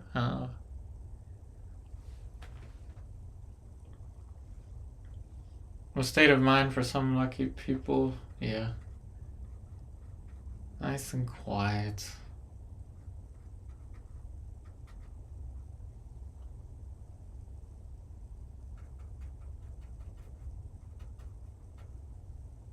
I just imagine myself just continuing to walk down this path, trying to find a source of freedom that you don't get in this. I feel like it's a toxic kind of environment. The city, people are always honking, crashing into each other, ambulance, fire trucks all the time. These days I'm driving, right before the streams, I mentioned it yesterday, I'm driving Hugo to parks so he can do his little walk. I don't even like walking around this apartment complex. I think Hugo appreciates it too.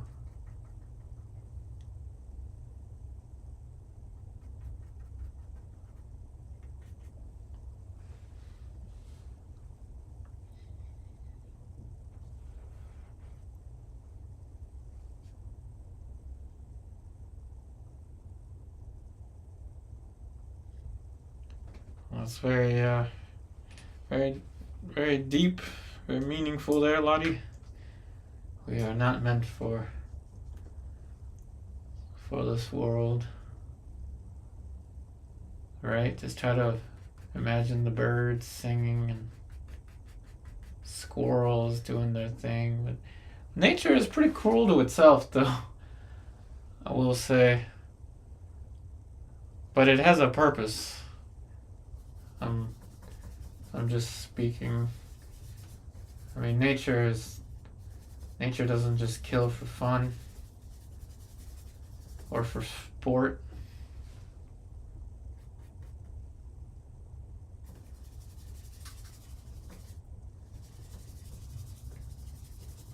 Nature does what it does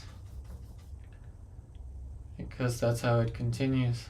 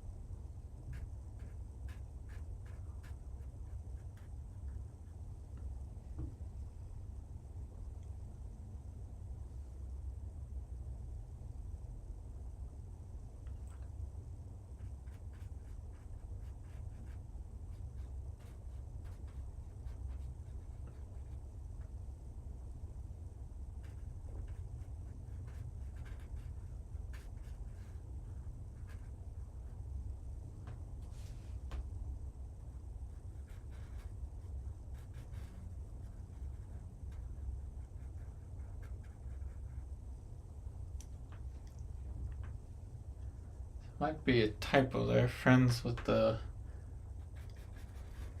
Maybe we're talking about nature.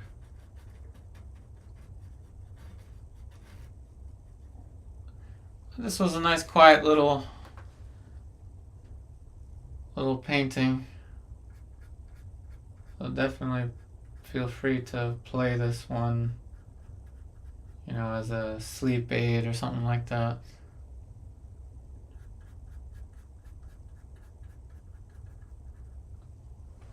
Prints will be available soon. there's any interest in the original painting, it'll also be available in the future. Of course, the painting needs some time to dry.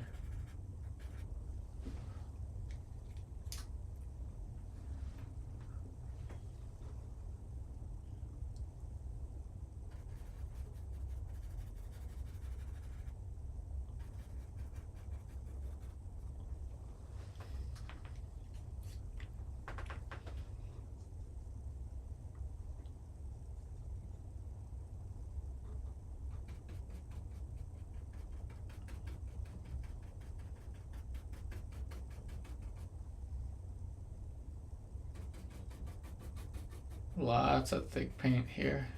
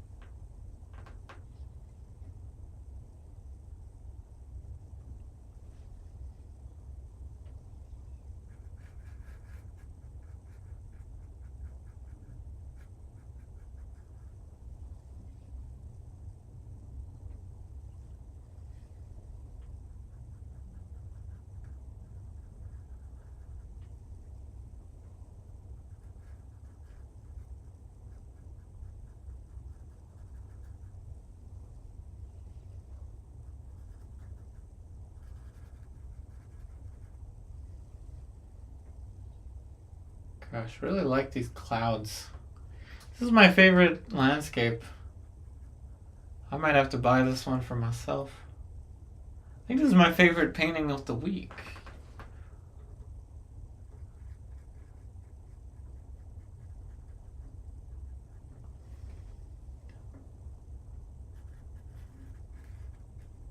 This is my favorite painting of the week, I would say.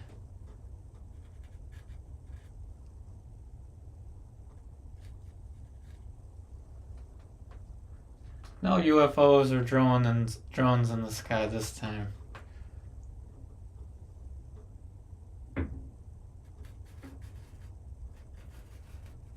No Loch Ness Monster. Just peace. Tranquility.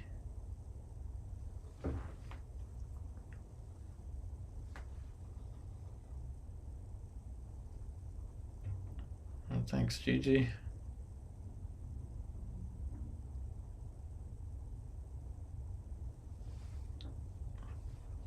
Further than the path.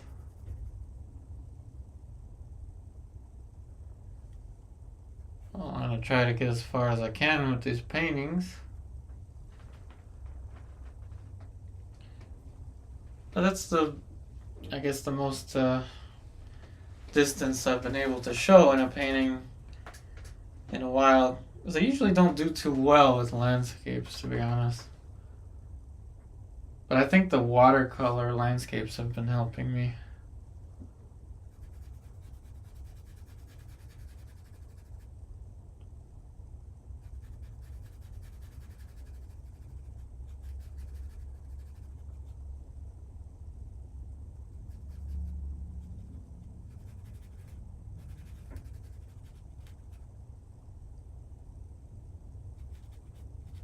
I really like the clouds.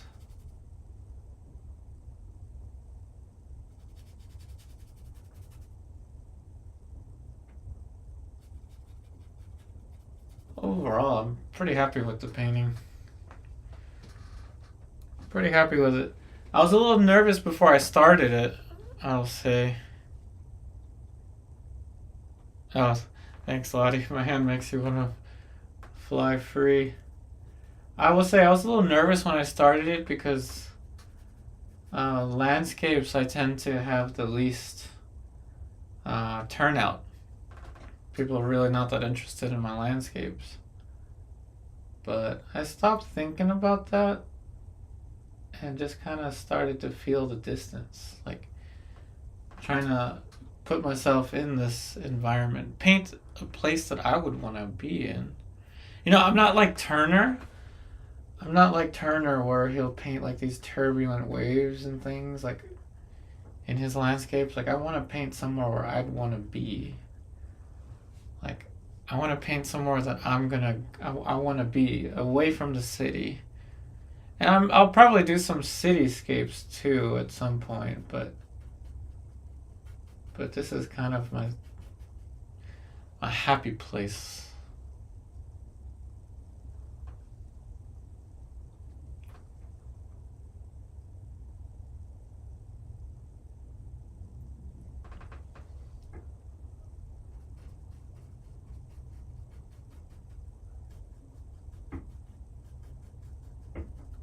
And again, the super chat, thank you so much for the super chat earlier, Celeste. That really does make a difference, especially when the videos aren't getting much attention on YouTube anymore.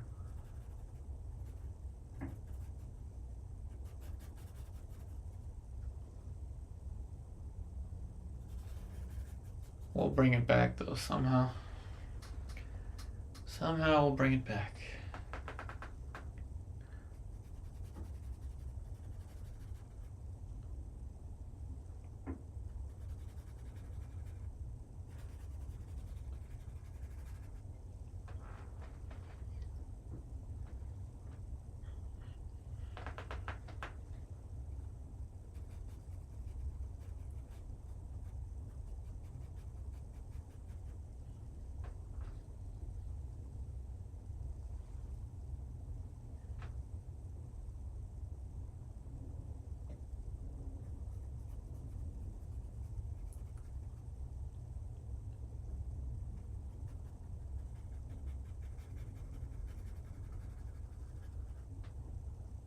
Yeah, a lot of the painting here is from the heart. That's true.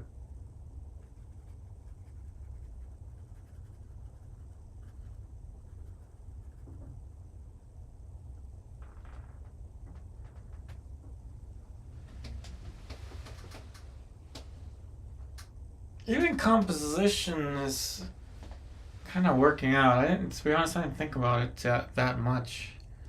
It's the light kind of, I don't know, composition kind of moving like this. Like that.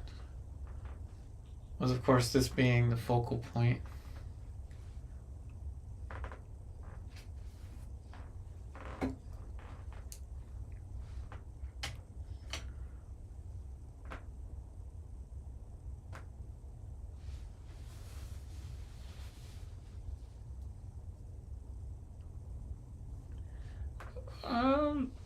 Yeah, the path that I would walk would be somewhere over here.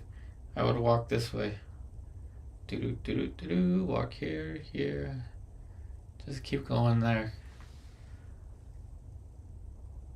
The path less traveled.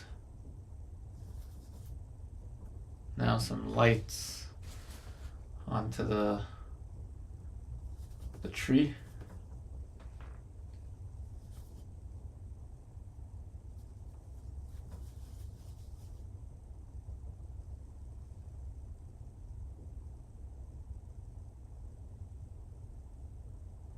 Yeah, I hope that'll be the case, Gigi.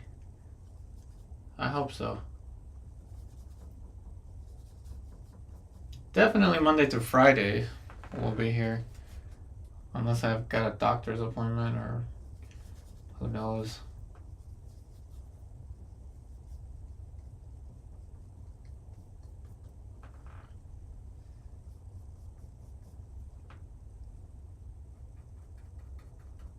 Some lights.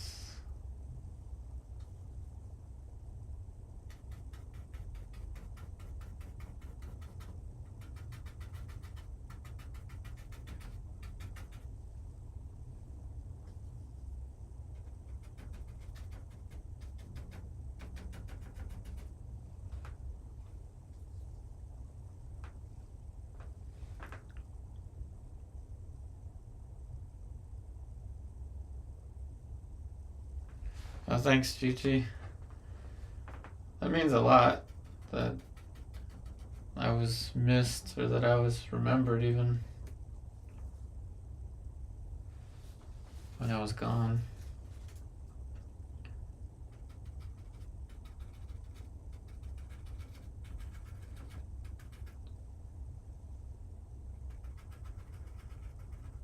Yeah, oil paint is, it's the thing that I've got the most experience with. And it's the most, I want to say, versatile thing for studio painting. And I can use it without having to worry about cleaning the brushes in the sink.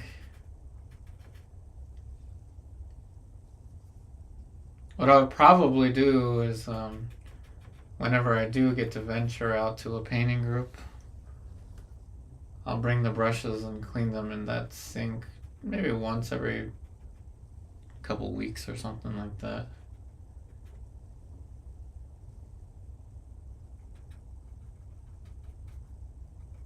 Remember, the highlights on the tree should not be as bright as any of the lights back here in most cases.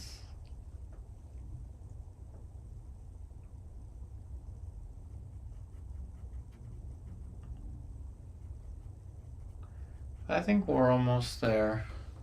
Like I said, I got a one-on-one Zoom at 4 my time, so in about 14 minutes.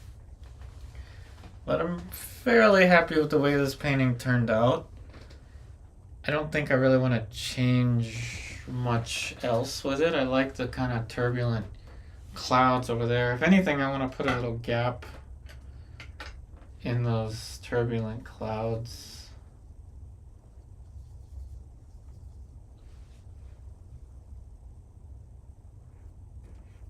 It's a little ray of daylight.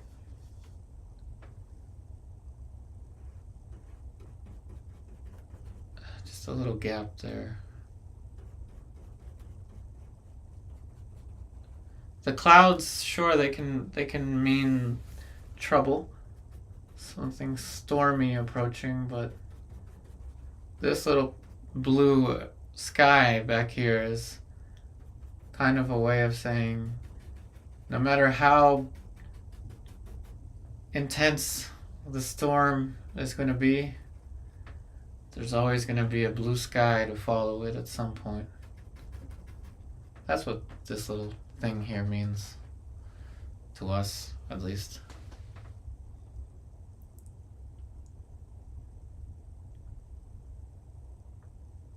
Oh, the tail. Oh, true. Yeah, I guess that tail could be too thick. Let's fix it. Thanks for pointing that out. I didn't notice. Yeah, these are the things I should investigate before ending any stream.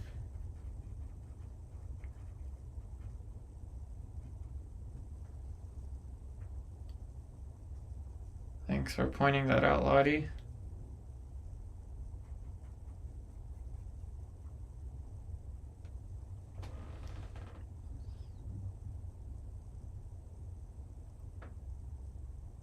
Looks like Montana, Fran. Maybe it could be. I don't know.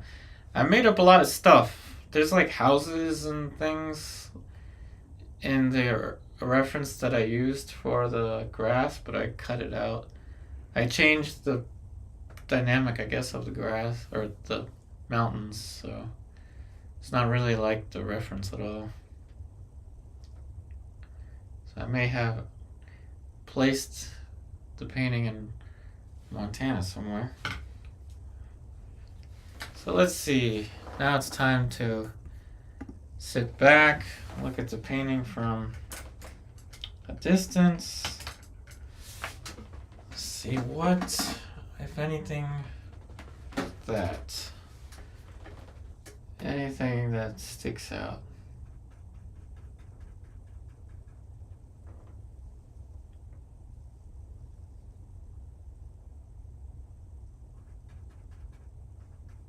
Anything that sticks out will be addressed now.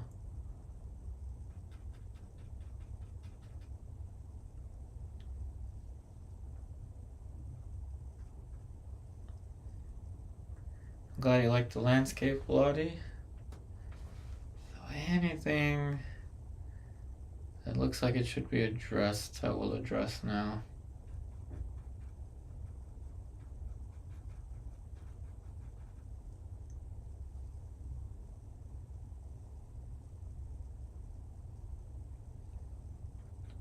I think this is my favorite one of the week.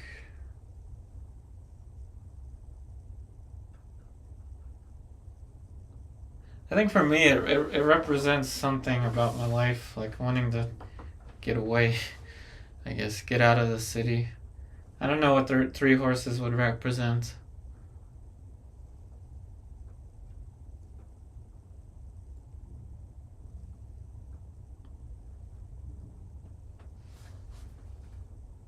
Sometimes a painting can be ruined if someone tries to put some kind of reasoning behind every single brushstroke. That could kind of ruin it.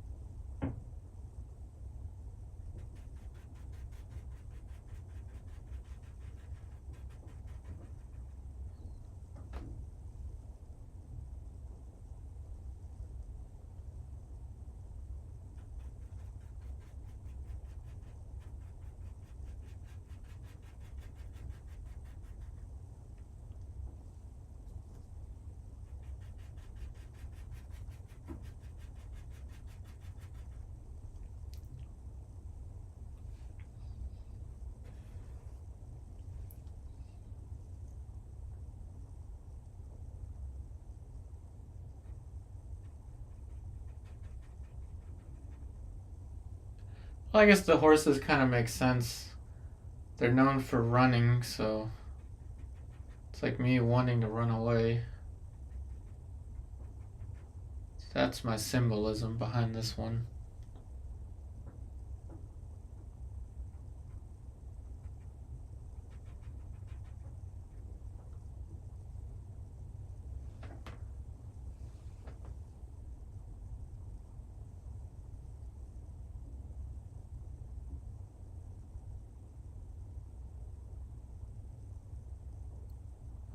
So Lottie, I don't know.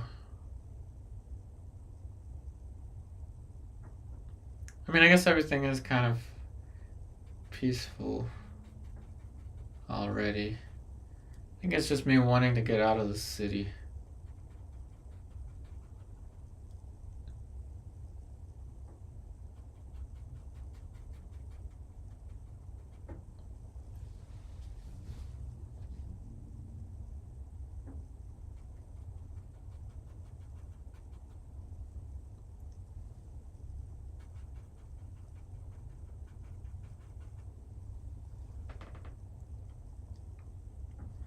Okay.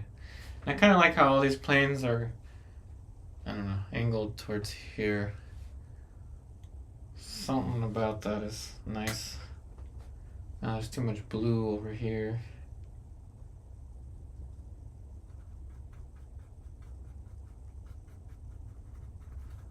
The raw umber is pretty useful to bring that down.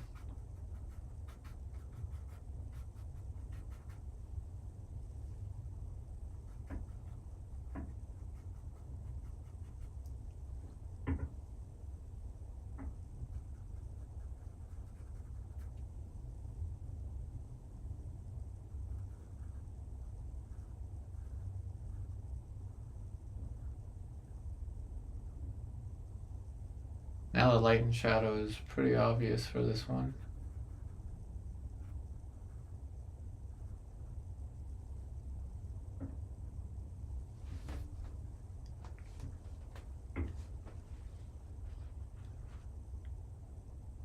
Maybe a little irregularity in the shape, like that. Something irregular It's too much of a cone before. That makes it a little less cone-like, I guess.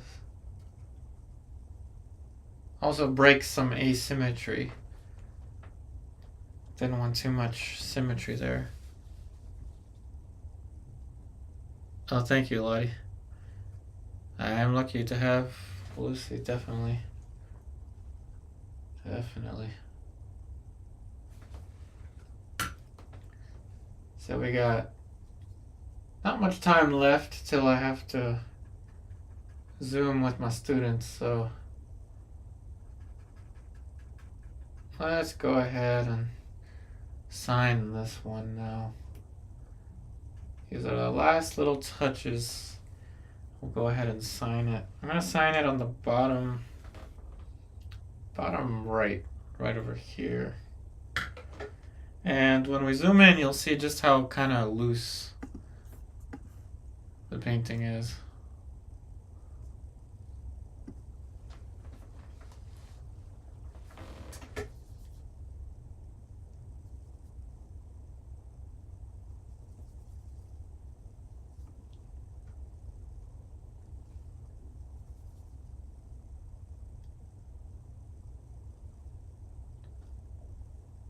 I'm going to sign it with black and raw umber.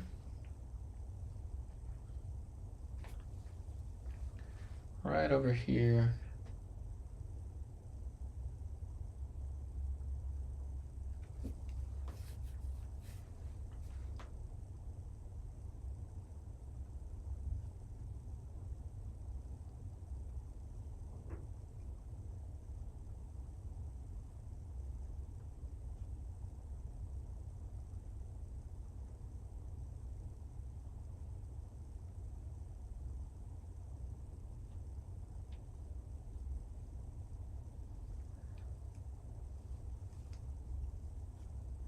And of course, for the year, we'll just put a 25. Really appreciate all of you. Thanks for joining. Remember, the schedule is 1:30 p.m. nearly every day.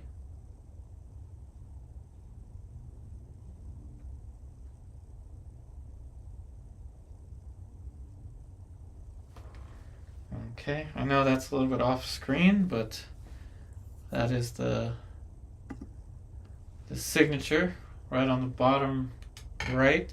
Kind of goes along with the composition there. So that's all I got for you today. For sure, the live streams will be 1:30 p.m. DC time zone. You can count on it being here on the weekdays. Like I said, the weekends, there might be some little like events or something in between, but we will be here most days of the week, 1:30 p.m. Eastern Daylight Time.